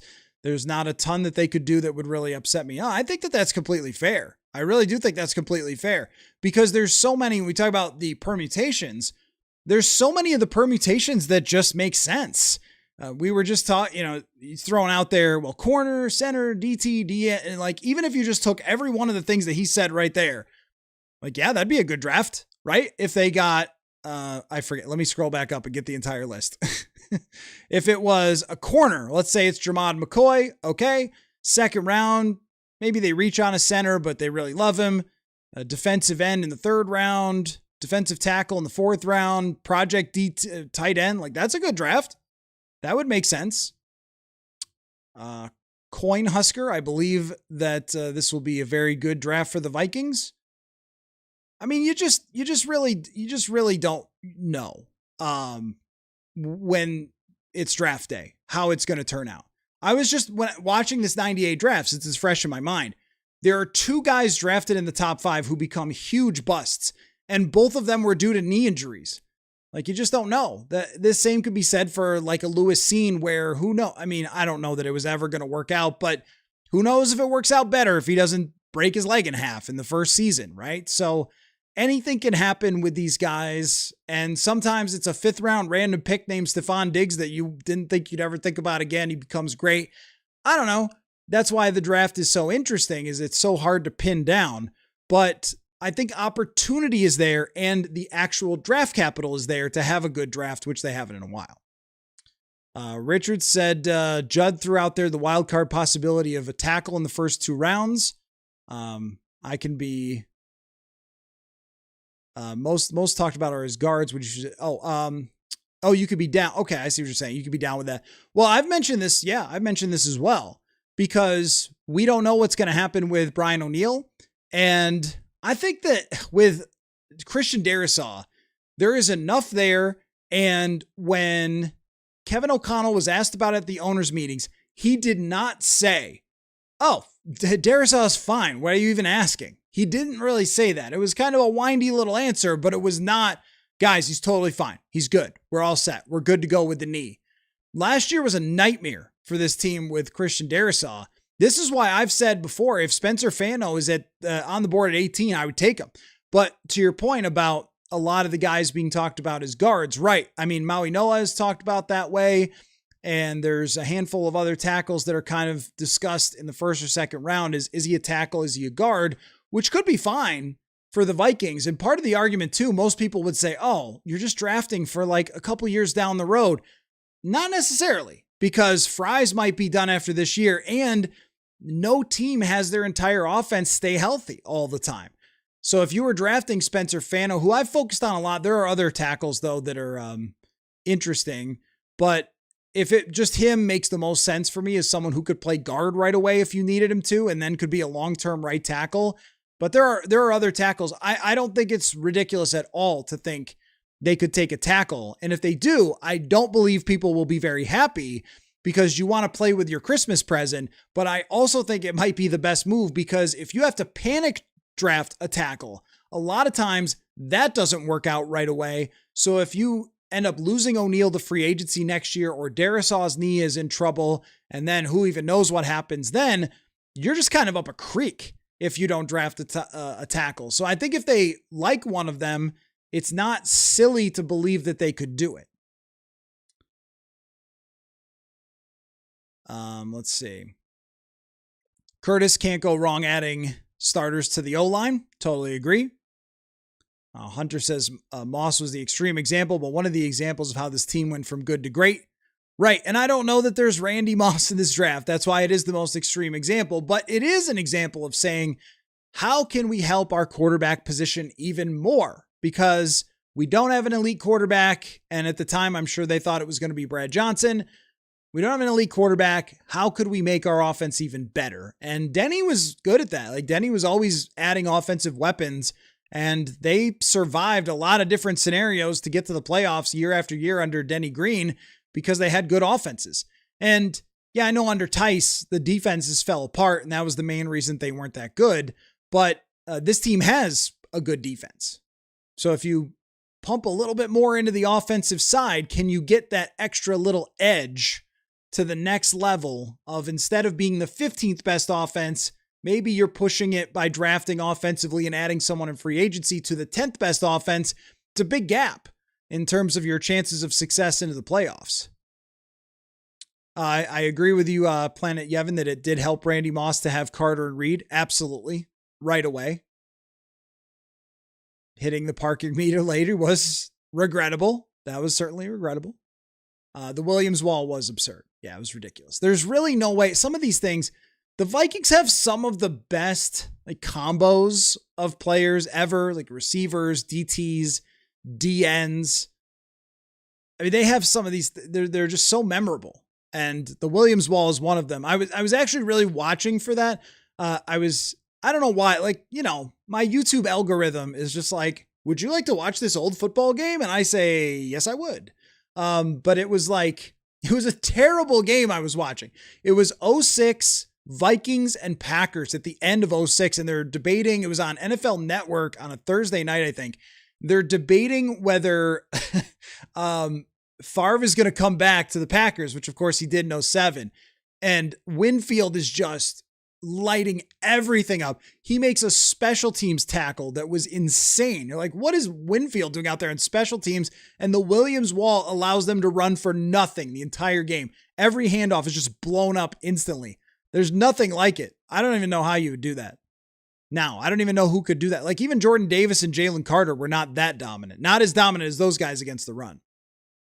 AP Carlin, is the run stopper defensive tackle, is all the run stopper defensive tackle in the draft good, or there's just way too many running backs in college this past year? I think I understand what you're saying. Like, is there, right. Like, was the running back class last year bad, or is there actually just a lot of, what I think is there's a lot of good run stuffing defensive tackles every year. I mean, you go back to last year, like CJ West and a handful of other guys are talked about as, hey, if you need a run, Albert Collins, I think his name was, from Texas. If you need a run stuffing DT, it's there. And there was a bunch of them maybe in the second round last year. That happens all the time. Every year, there's a bunch of defensive tackles that get taken in the second, third, fourth, who are run stuffers because it's viewed as being not as valuable of a position as a defensive tackle who can rush the passer. There have been years, and I think the year that Christian Barmore, I think did he drop because of health maybe for Alabama and ends up with the Patriots? But Barmore was an all-around player. He was very good. He made it to the second, and there was no defensive tackle even taken in the first. So I don't know if there's a connection with college football because there's so many teams, and maybe that's true that there were no freaky running backs and they made them look better. I just think that there's always 5, 6, 7 run stuffing defensive tackles, but they stand out this year because the guys who are pass rushers just don't exist. Grayson Halton from Oklahoma.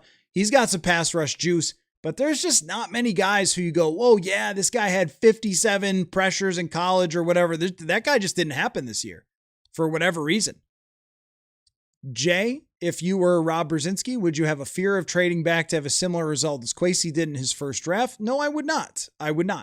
But I was thinking in the reason I wouldn't is because we have to remember, it's not just that Kwesi traded back. It was that he traded hella back. Like he traded way back, almost off the page to 32nd and didn't get the return in a first round draft pick, which is what you would normally get if you were trading up that far. I would still even say that Lewis Cine was a good prospect who just failed. And sometimes there's no explanation for it, but go through any Lewis Cine draft profile and find me some obvious red flag that said that guy was going to be horrific. Like I would have been shocked. I mean, I thought he was going to be fine. I thought he was going to be an average type of player at worst. It's kind of like we're talking about with Thieneman. Average player at worst, but there's some upside there. I don't know if he'll ever be the best player in the league at the position. And he couldn't even get on the field. Like who would have ever seen it coming that a safety you draft in the first round wouldn't even be able to play any snaps? He would be so horrendous. And that's almost impossible to happen. So no, like it's an outlier thing. Usually even if you draft a guy who doesn't work out, a Laquan Treadwell gave them something. It's very, very rare that happens. So no, I wouldn't, but I also would be thinking if you're Rob Brzezinski, okay, move back 5 spots, 7 spots, 8, you're not moving back from 18 to 38, unless someone's giving you a first round pick into the future, in which case, okay, maybe you would consider it. But even then, the 38th pick might be good. I mean, even if they traded back that far, Cine was really, I think a very, very hard thing to see ever coming. I mean, clearly they liked him. His first press conference, I remember him talking to us and be like, yeah, he seems like a bright, motivated kid. Seems fine, you know? I still don't really know what happened. I still don't really understand. Maybe it was the leg injury. I have a theory, though, about players who get hurt right away in football, and this kind of applies to McCarthy. I think physically it's fine. I think emotionally and mentally it's unbelievably difficult because you can't develop. It's hard to learn. And I also think it's very sad for those players. They get drafted. There's so much hype. There's so much emotion. There's so much effort that goes into getting to be a first round draft pick. And then then you just snap your leg and it's over for a really long time. Like, I think that there's a real mental impact there that happens when someone gets hurt. And I think it also happened to JJ McCarthy through his first year. Like, that it was a mental roller coaster for him. So that's not something I'd be afraid of. I wouldn't worry about that many experiences in the past anyway. I think what you should have is not anecdotal, not like, oh, this one time this happened. Well, this one time a lot of stuff happened. I was just talking about the Raiders. If the Raiders knew Randy Moss was going to be Randy Moss, then they would have absolutely traded another first round pick up. But most of the time, you don't really want to trade up with a first round pick because it's risky. If the guy doesn't work out, then you're just up a river, right? So you kind of want to have a certain outline of ideas that over a very big history has been proven. And I think moving down like 6 spots to get an extra pick, that would be one of those things. I shot you 99. Could the Vikings actually make a wrong move in the draft? Well, they could. But in terms of like what we're having as a discussion right now, positionally speaking is how we've really been having this discussion of, hey, should they go all in on offense? Should they go all in on defense? Should it be a little bit of this or that? Or could it be tackle? Or could it be whatever? I think that there are a lot of positional results that you can walk away with and say, yep, that looks pretty good to me. And now I don't remember, and so I'm sorry for who it was that said this, that there's an expectation that the Vikings could draft players that are more productive. I mean, obvious, it's a draft. Like, that's pretty obvious, but I guess I was thinking about like not looking at projects is how to interpret that. Also, no one knows who the Vikings are going to draft because they don't tell anyone. So anyone who puts that out there is full of it. But anyway, not the point. I could see them looking toward, like they did with Donovan Jackson. Donovan Jackson was one of the safest hits you were going to get. He was high intelligence. The guy is really hardworking. He was one of the top guards in the draft, played for a big program. He was a check. He was on the younger side, but very, very mature. Just a lot of things that you figured this is probably going to work. Nothing's 100%, but this is probably going to work. Athletic box checked, all good.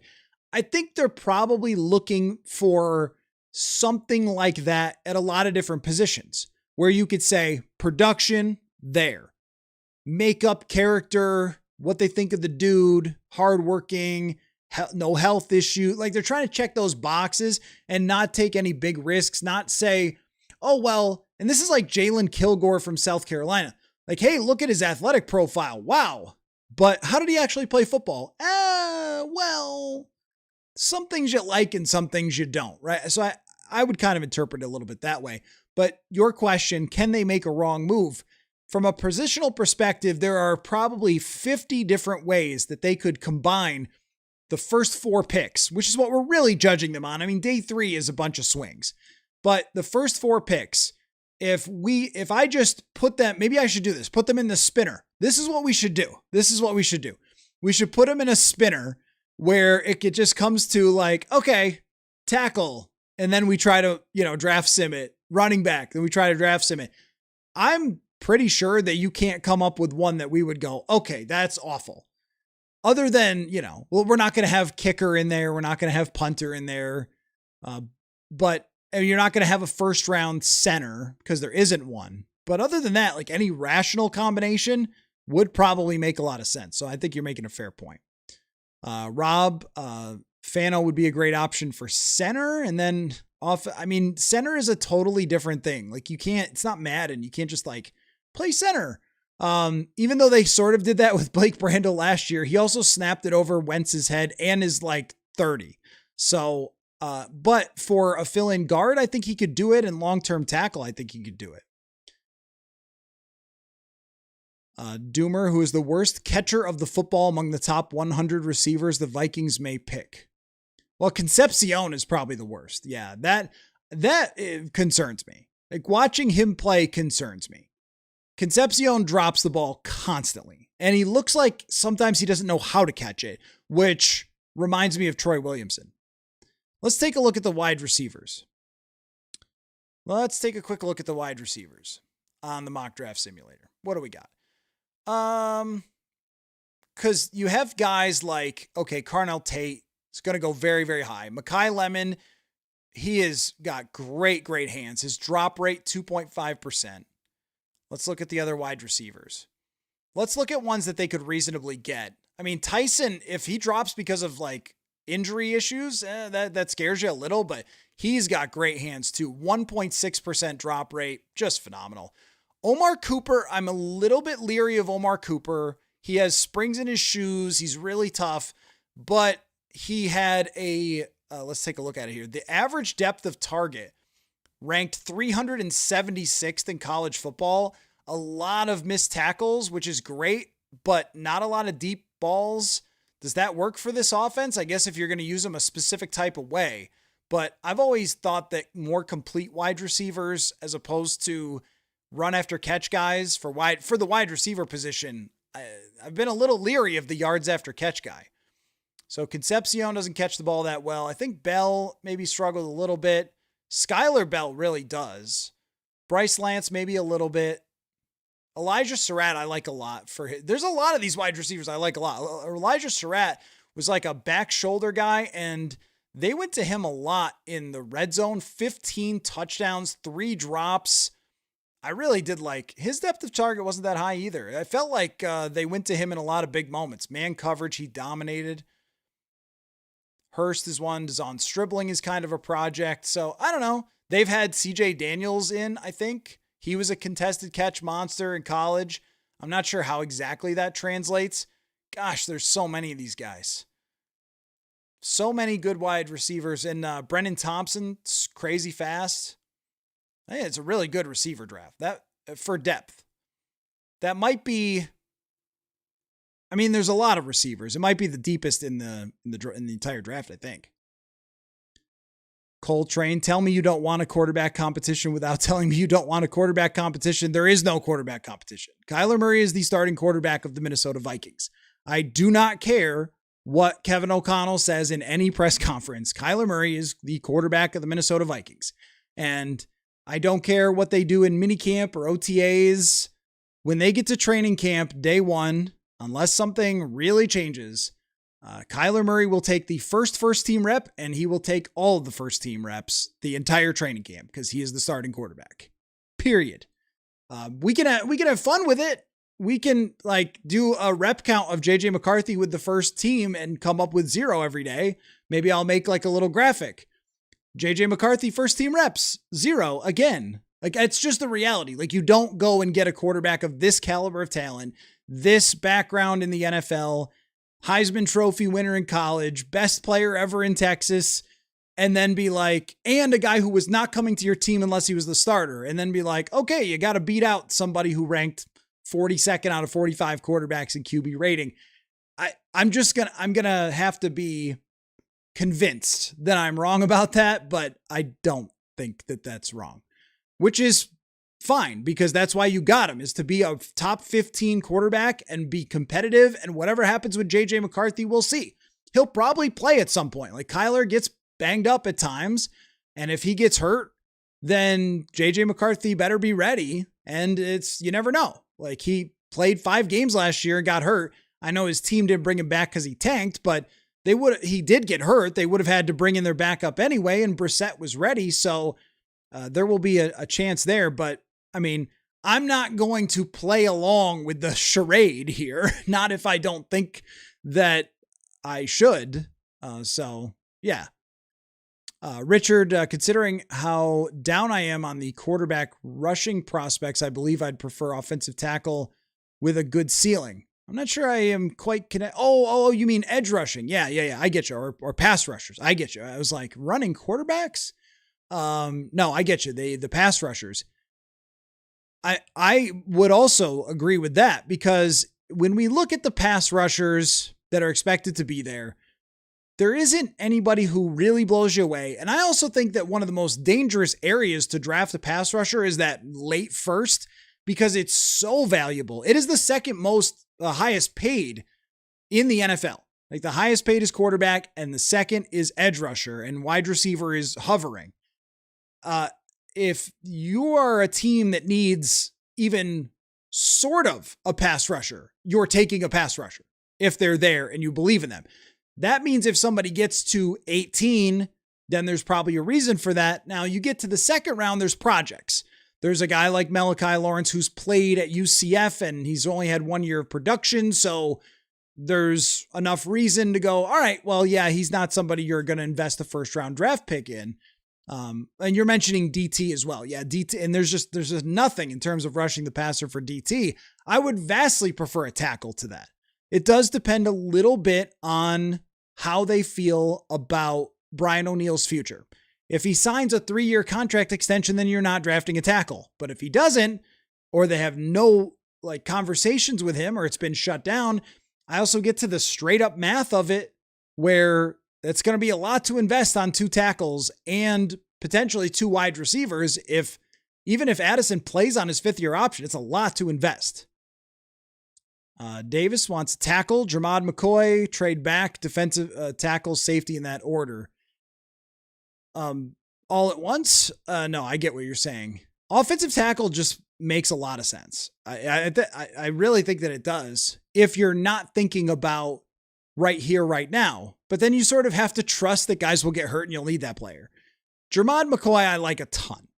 McCoy has the talent to be an actual CB1, which I don't think that they've had since Xavier Rhodes. And that's not to disrespect Byron Murphy. It's just that he's sort of a zone corner that is a little bit better in the slot, who makes plays and is high IQ and everything else, but he's not freaky. He's not a bigger guy. He doesn't have crazy athleticism. He's a really good athlete, but he doesn't have crazy length or something like that makes him a shut down type of corner. And he could get beat by bigger wide receivers. I think he's good, but I think he's more of a CB2 type of corner. Trading back. So you're saying, if there's a great offensive tackle there, bang, take him. If it's Jermod McCoy specifically, bang, take him. Other than that, trade back. Maybe you trade back and take Peter Woods. I'd be more okay with that. I don't love when you see, here's the last, how many did I have? 24 guys. Here's the last 24 first round draft picks. And the results are pretty clear. You have to be dominant at something. And then someone says, well, no, this guy will be the exception. I don't know about that. That would worry me. Can we get a Manny pick the season pre-draft and see how it changes post-draft? It's a great idea. I'll check with Manny. I'll see. Manny's always around. That's what makes Manny so great, is that I could be like, Manny, we're live streaming tonight. Oh, okay. All right. Manny's always down to talk football. MJ Mark, center and tackle depth has to be a priority. We're destined for below average offensive line again if we rely on current guys on our roster. Yeah, injuries are probably part of that. Because I think that if they ran out there, and you're saying depth, yeah. If they ran out there the first 5 and those guys were all healthy, I think it's a top 10 offensive line. Might even be a little better. I mean, if Darrisaw's at his best, then it's a little better than that. I'm projecting Jackson to improve. I think that Brandel will be better at center than he was last year, but he was okay. But you are an injury away from Michael Juergens. I don't know right now who's the first backup guard. Yeah, I'm not really sure. Ryan Vandemark can play a little, but you don't want him to be playing a lot. So I agree with you. If they were to grab a tackle or a guard maybe in day 2, I think that's a good idea. But I'm also, as some, I shot you 99 was mentioning earlier. It's like I'm having trouble shooting down anyone's ideas because I think they make a lot of sense. I really do like the offensive line specifically, adding a little bit of depth somewhere, somehow. You don't have to do it in the first round, but a backup guard, a backup center, a tackle for the future, all those things make a lot of sense. Yeah. Troy Williamson was tough. Actually, one of the games I was watching was the kind of semi-famous drop from Troy Williamson where it just hit him right between the eyes. Coltrane, come on, do we have to do the Kyler Murray thing? Quarterback of this caliber. Like we all know who Kyler Murray is, right? Like it, and don't take my word for it. I watched a lot of Reading Rainbow as a kid. Don't take my word for it. Look at what NFL executives and where they have ranked him over the years. Look at his numbers early in his career when he had a DeAndre Hopkins and throwing to Hopkins. Look at how bad their team was. And I think you're being like intentionally like going out of your way to ignore how good Kyler is with the $36 million not to play there. You know why. You know why, and I know why they moved on from Kyler when they did. And it's because if you have Kyler there with a very mediocre team in the NFC West that might have the three best teams in the conference, and he wins you 6 games, what are you accomplishing? Like they want to look at how they've handled their offseason. Are they really trying to get to first place in the NFC West this year, man? No, I think we know exactly what they're doing, and it's to the Vikings' benefit. Also, after you fire the coach that Kyler got along with great, you think that he's going to want to stay? You're doing really nothing to get better. You fire the coach that he wanted to be with, that he played very, very well with, and was ranked 12th by PFF in 2024. And you're trying to tank. I don't see any reason to keep Kyler Murray. Yeah, he's shown at different times in his career that he could be a very good quarterback. And the more tape that I've watched of Kyler Murray, I am quite convinced this is going to work if he stays healthy.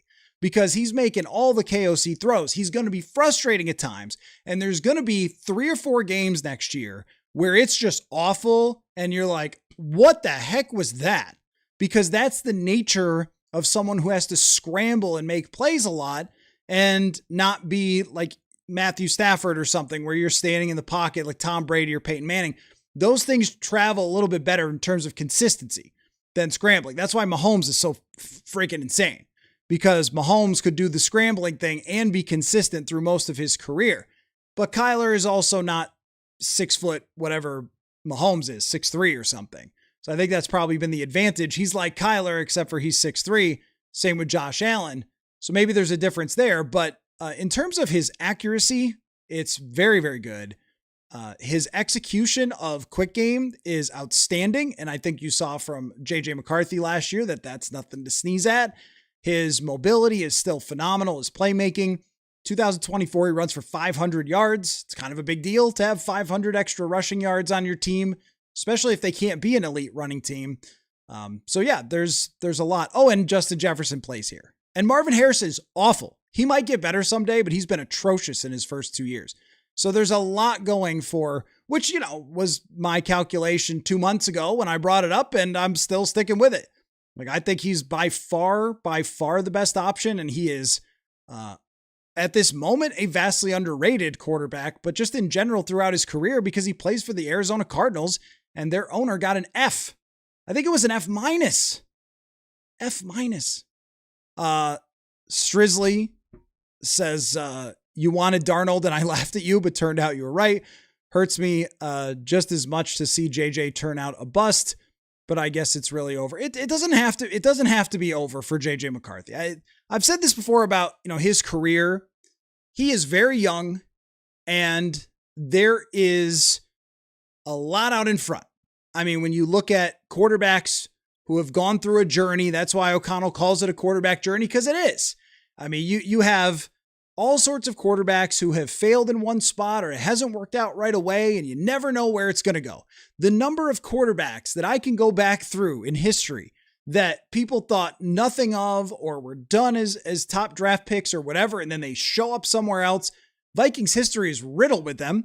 Jeff George is one of them, number 1 overall pick, and he was freaking terrible with the Indianapolis Colts, and then it just clicked. Well, Randy Moss had something to do with that, and so did Chris Carter, but it's not over for JJ McCarthy. You don't have to say that. But for this year, for 2026, at the start of the season, there's just not a competition. There's no similarity between these two quarterbacks. Like, Kyler Murray has been on teams that have won 11 games, gone to the playoffs. He's been a top 15 quarterback. He was as high as a top 10 quarterback one season. You're just not getting someone of that caliber and then being like, oh yeah, you got to beat out a guy who really, really, really struggled and doesn't know how to play quarterback yet in training camp. But I would still guess that the Vikings will play JJ McCarthy at some point this season. And he will get a chance to come off the bench and show that he's made improvement. I think that'll be there. John says, are there online draft simulations we're all doing unrealistically portraying the frequency with trades that are available, or is Vikings management on the phone with one or more teams throughout the draft? No, there's draft conversations going on a lot all the time. It's been Rob Brzezinski's job in the past to be that guy. But how many actually happen? Not that many. If quarterbacks aren't involved, there's not been that many first round shuffling. Usually we start to see that when we get to like the third round, second, maybe to some extent, but usually it's like the third, and then teams will trade up 5 spots in the fourth or something like that to get this guy that their scouts loved, or, whatever it might be. The simulators 100% overrated, but at the same time, last year we saw Atlanta lose their freaking mind and trade up with the Rams and give this insane trade that now the Rams have highly benefited from. You just never really know if there's an opportunity there, but it all depends on how the board falls, because if the board falls a certain way, they're going to have conversations all the time, whether you trade or not. A lot of times you take phone calls and see what the offers are and then decide. Most of the time the teams will say, we're good. We're just going to stay with our guy. And that's how it's going to be. That's what happens most of the time. But if there's a player that surprisingly drops, I don't know who that would be. But if there's a player that surprisingly drops, and then there's somebody at the back of the first, a real contender that says, you know what, man, that's the guy we really, really want, that we really, really need. So let's go up and get him. That could happen. I think the odds of the Vikings trading back are only like maybe 20% because the opportunity is not always there.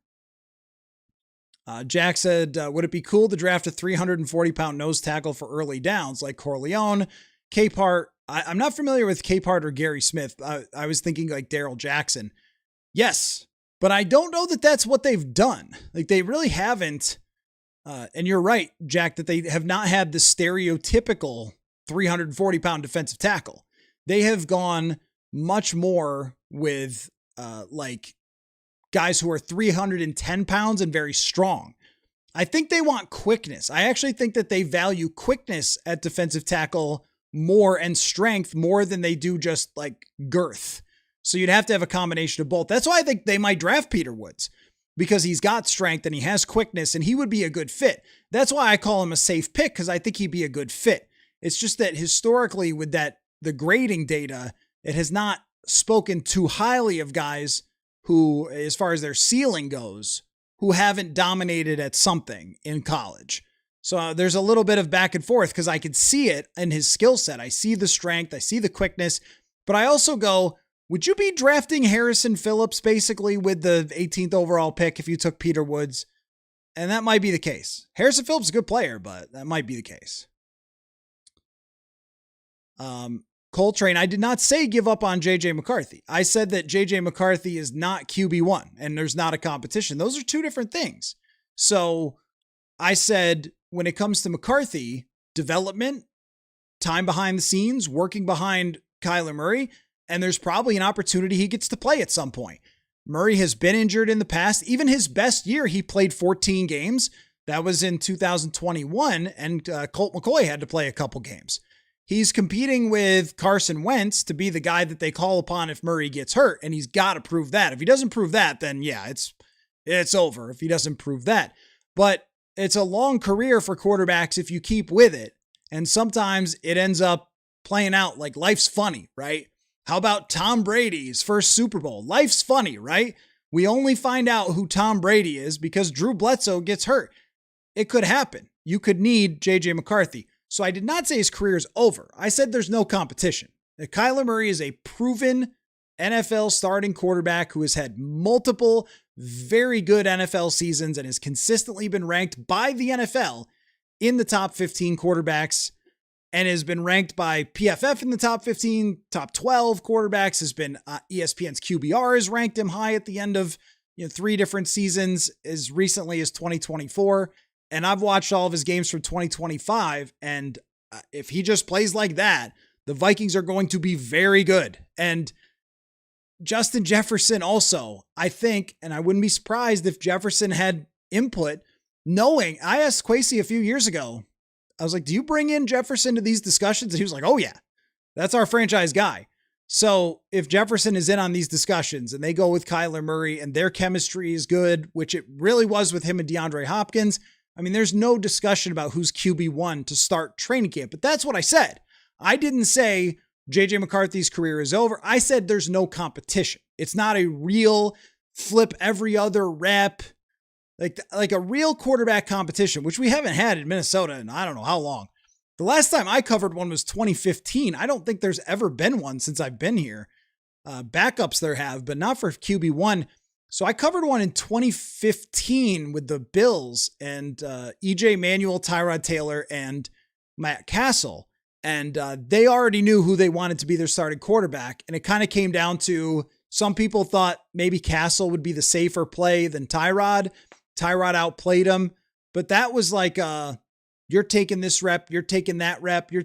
I just don't think that we're going to see that. I think we're going to see Kyler, and then the backup reps will be mostly McCarthy, and he'll get every chance to prove that he deserves to be QB2, and we'll see where it goes from there. I did not say that it's over, give up on him, no, don't ever talk to him again.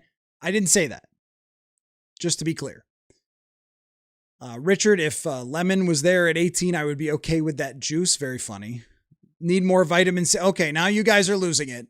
Need more vitamin C with lemon and orange. Mekhi Lemon's really good, though. He honestly is very, very good. And if one of these, it'll be hard for them if one of these wide receivers like Tyson or Lemon is there at 18 to not take. It's really clear from who they've had at visits that like day 3 or day 2, late day 2 is kind of the focus, but that might be just the visits. They might be thinking in the back of their head, well, if there's a certain guy that gets there, then we would do it. Doomer KO. So how much should we spend to get Jeremiah Love and Dexter Lawrence? I know you want both those guys. Keep 1 third rounder this year, give up a 1st, 2nd, and 3rd this year and 3rd next year. I mean, that's really kind of selling out most of the draft, and I don't think you can really do that. Now, reportedly, they only want a 2nd, or it could be possible to get Lawrence for a 2nd. 1st or 2nd is what was reported by ESPN. When it comes to Jeremiah Love, the idea of including Jonathan Grenard and 18 in a package to move up and get Love is kind of intriguing to me. But the trade that Bill Barnwell tossed out there also had number 97. That's hard to get to in my mind. 97 as well. I don't know that you have enough capital to trade for both. Big Moinas, they can help Murray by drafting Fano if he's there at 18. I mean, backup offensive tackle to start, potential backup guard, and then when someone gets hurt. I mean, Darisaw and O'Neal didn't play full seasons last year. He'll play. And the drop-off was very big to the backup tackle. Kerpluppy McCarthy will light up the preseason and garner trade interest. I don't know if it's a good idea to trade him right now because you just don't know what's going to happen. I mean, if you trade him right now, you sacrifice the potential. There is a potential. If Murray were to get hurt, he has torn an ACL before, he has had a foot injury before. If he were to get hurt, then McCarthy's going to be your starting quarterback. You're not starting Carson Wentz for 17 games. He won't make it. We saw it last year. He holds on to the ball so much, he will not make it 17 games. So that means McCarthy's your guy and could change the whole thing. That's why you want to make sure that you keep with him, unless you're trading him for somebody like Anthony Richardson, who's another project. Davis, wouldn't shock me if Love drops, if Tennessee and Washington pass on Love. You know, that's been a little bit of the conversation the last couple days. That was something that Justin Mello, the SI on NFL Draft reporter, brought up. Like, hey, it's not impossible for him to get to number 9. or 10 or 11, which is the sweet spot, I think, for the Vikings to trade up, I would not completely throw out the idea that it could happen. Richard, no reason to worry about JJ. If he wants the job, he can go get it. His fate is still largely in his own hands. Meanwhile, we need to play the guy who seizes the job. Yeah, they need to play the guy that they know can run the offense and make the throws to Justin Jefferson and make plays and win games. And like Kyler Murray's done all this stuff. He has not, with a horrible, horrible organization, he is not a Josh Allen. If Josh Allen went to the Arizona Cardinals, they would win a lot of games because he's the best quarterback in the entire league, but that's not what anyone thinks Kyler Murray is. What I do think Kyler Murray is a guy who has had the worst, by the way, this was a Mike Sando stat, that no one has been more let down by their defense and special teams than Kyler Murray over the last, I can't remember how many years he said, over his career. Like no quarterback has been more let down. So this team has a good defense. It's got the best kicker. We'll see about a punt off, but it's got, a special teams that at least is going to kick the ball through the posts. I don't know if they've had good kicking in Arizona. Apparently not, but they've had horrific defenses for him. They go 8-9 2 years ago. He plays very well, but didn't get a ton of support. I just think it's a different story here. But you're right about McCarthy. When you say that his fate is in his hands, you're 100% right. His career is in his hands. He might not win the job this year, but if JJ McCarthy comes into training camp and looks locked in and is running the whole offense, playing extremely well, and then let's just say that Murray gets hurt for 2 weeks. McCarthy has to play, wins 2 games. They're very happy with him. They get to the end of the year. They have a game that doesn't matter for week 17. They play McCarthy. He's great. He goes 3-0 as a starter. They love everything they've seen. They might say, all right, now we're going to turn it over to you. If, Murray doesn't go win the Super Bowl or something, they might say, this is the quarterback that we drafted. There are so many times in history where we thought it was going one way with the quarterback position and it went another. So that's why you can't, totally count this stuff out. JP, full-on offensive draft couldn't feel like 2019. I know defense has talent, but they're old and wouldn't it be the right approach to keep adding talent, and BPA would be better? Yes, I think so. What I'm doing today was a little bit of an experiment of hey, let's see what it would look like, which I want to do a lot in the next few days. I think we'll probably do one like every show. Will be hey, let's see what this idea looks like. And we'll just kind of cover a lot of different ideas. So I thought, well, let's cover one where we just tried to draft the right offensive player with almost every pick. And I couldn't pull it off in the second round, but I pulled off the rest of them. And I liked how it looked. In terms of a long-term plan, there is a lot of rickety elements of the defense that need attention. So I do agree with you there. If you can't, I think the most likely scenario is a balanced draft where they end up with, out of the first 4 picks, or maybe you get another one, 2-2, 3-2, something like that. And you're trying to kind of spread the wealth a little bit and address different areas that need a little more attention right now, but probably everything is with a long-term lens to it. That's more likely. Jay, who would be your favorite pick at 18? Favorite? Like me, favorite? It's probably Jordan Tyson or Mekhi Lemon. If they got there, probably Jordan Tyson. Really, really good receiver. Has been kind of comped to a Stephon Diggs, like route runner, catches everything. I know he's had some injury issues, but he's super good. And I like Denzel Boston too. Like those guys. Boston, it might be a little early for him, but I like him too. The wide receiver position is going to be my favorite for this. And after that, it's probably offensive tackle. Just when you're talking about my favorite, like this would be an idea that I think would be a home run. I think offensive tackle would be, I've brought up Fano. I think he'd be a great fit. Those guys would be my preference because Tyson has the potential to replace Jordan Addison and also add a ton to the offense for Kyler Murray right away.